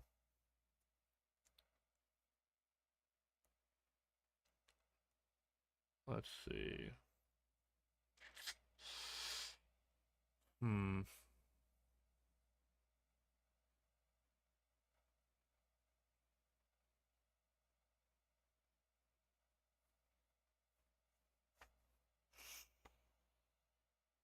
Come on. I know this.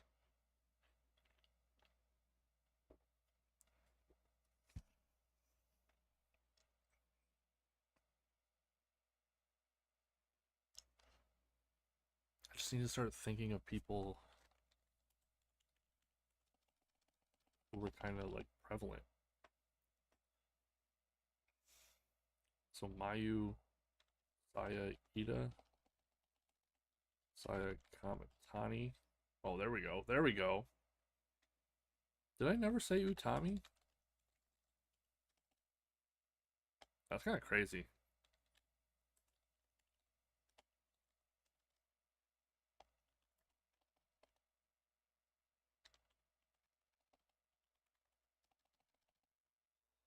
Okay, so that's Queen's Quest out of the way. Be Priestley. Okay, yeah. Okay, so that's Queen's Quest out of the way. I have 1 left. 2024. Beat Sayatami or Sai Kamatani and Utami, and then lost. Only held it for 36 days. And I already put Natsuko Tora, right? Yeah. So Natsuko Tora, Starlight Kid, Saki Kashima.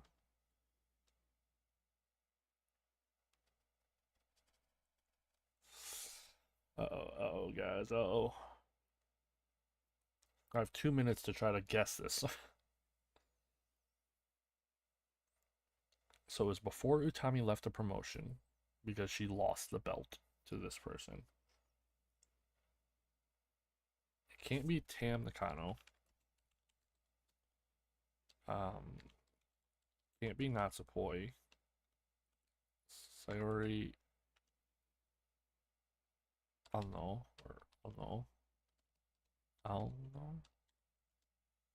It can't be Sayori. Can't be Ami. Can't be Mirai. Or Mina. Can't be Mayu.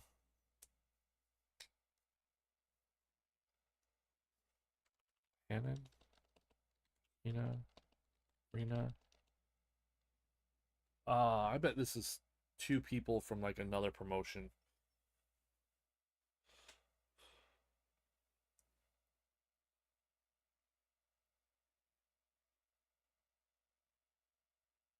I'm trying to think what other promotion was working with them at this time. 2024? I don't think any of them.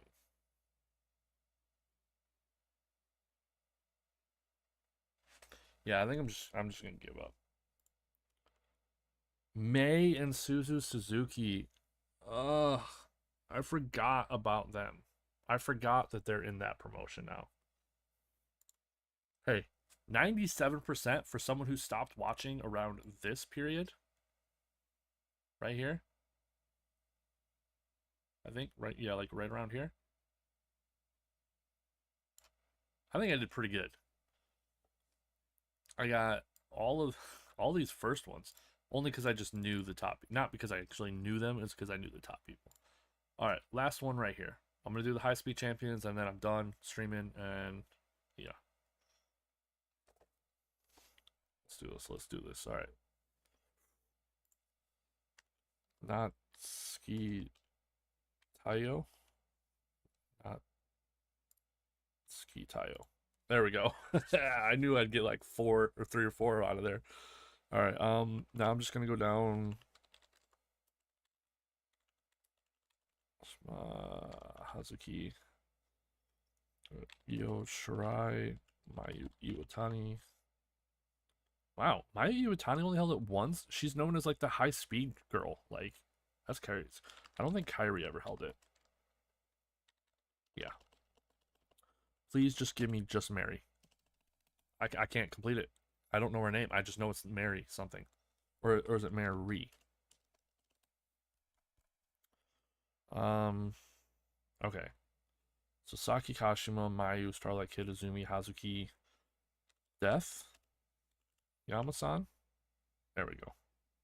I was gonna try Kaori Yonagama after. Um, ooh, this is tough. Meiseta. Oh, oh wow. Okay. Suzuki? No. Yeah, I didn't think so. Uh,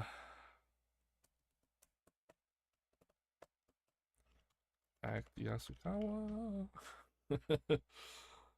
Now I'm getting desperate. So I did the daughters. All right, now I just gotta start running through people. Natsupoi. Okay. Trying to think of high speed wrestlers that were in Stardom.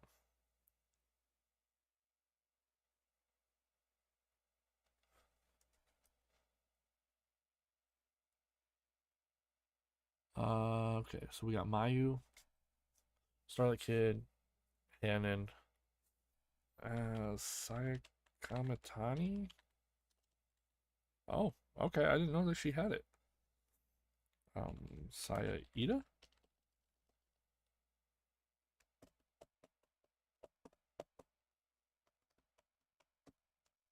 See, this is.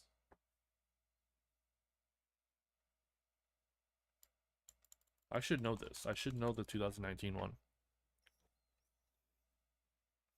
I should know the 2017 ones too.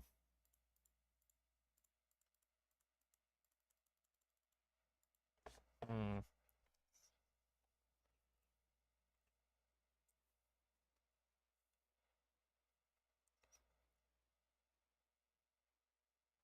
The problem is with the other belts and stuff, I could just start naming off like high profile people. But the problem is that the high speed belt has and always has been a like mid cart belt at best, and it has such a niche that you have to be like a high speed wrestler that it seriously it's tough.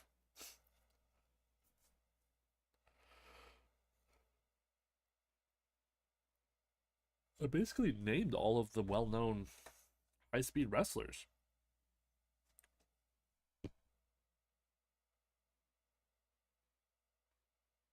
The other May never held it, right? The one from Choco Pro or whatever it's called.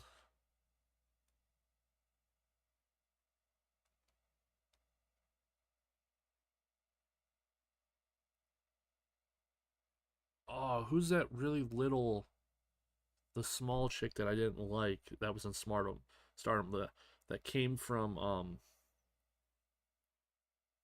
Choco Pro or Tokyo Joshi or whatever, and then she went on to Riho.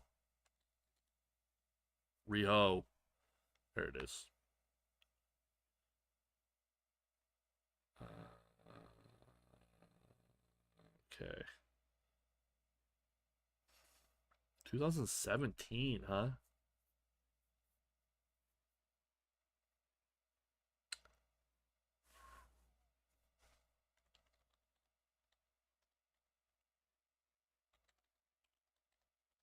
Oh, oh, oh, Koguma. Yeah. Uh, oh, she beat Io for it? Or was it vacated? I bet it was vacated, but dang, if she beat Io for it, that's pretty crazy. I'm not gonna get this one. Impossible. 2010. Not even. There's nothing I know about that era. Um, 2015. Yoshiko was never the yeah.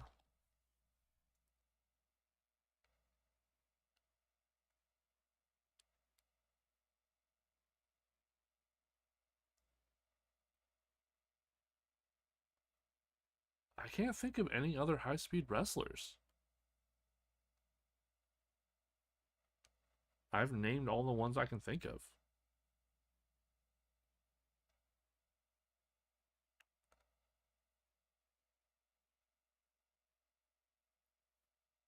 Hmm.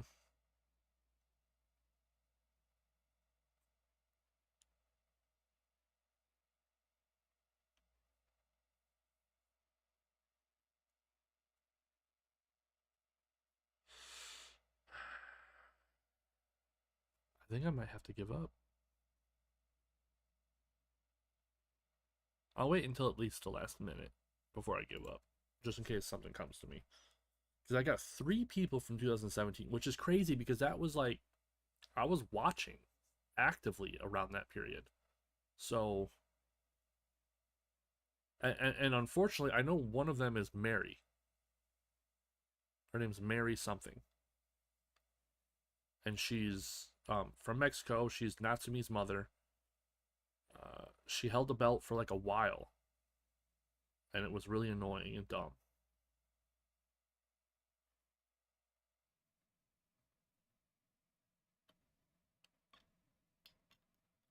Because I remember Hazuki's reign with it, because she made the rule that you had to have a 6 pack. You had to have abs to challenge for it. Then she lost it in a triple threat match, I believe.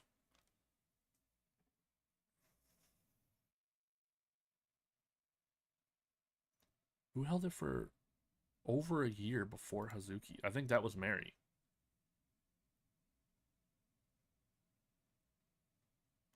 Who are these two? Now, who held it for 18 days? Jeez. Yeah, I'm not doing too good on this. 21 out of 20. I mean, it's not that bad. Yeah, I think I'm going to have to give up. Mary. Yeah, I knew it was Mary. I just couldn't remember her last name. Shauna, I never would have gotten. Not in a million years. I don't even know who that is. Chris Wolf. I should have remembered Chris Wolf. La Rosa Negra. Oh, yeah, I remember her. And then Starfire. Yeah. Okay, yeah, so all the people that I didn't get were basically the foreigners and Chris Wolf. Oh, no, all foreigners. That makes sense. All right, so like I said, that's going to be my last one. I am signing off. Bye.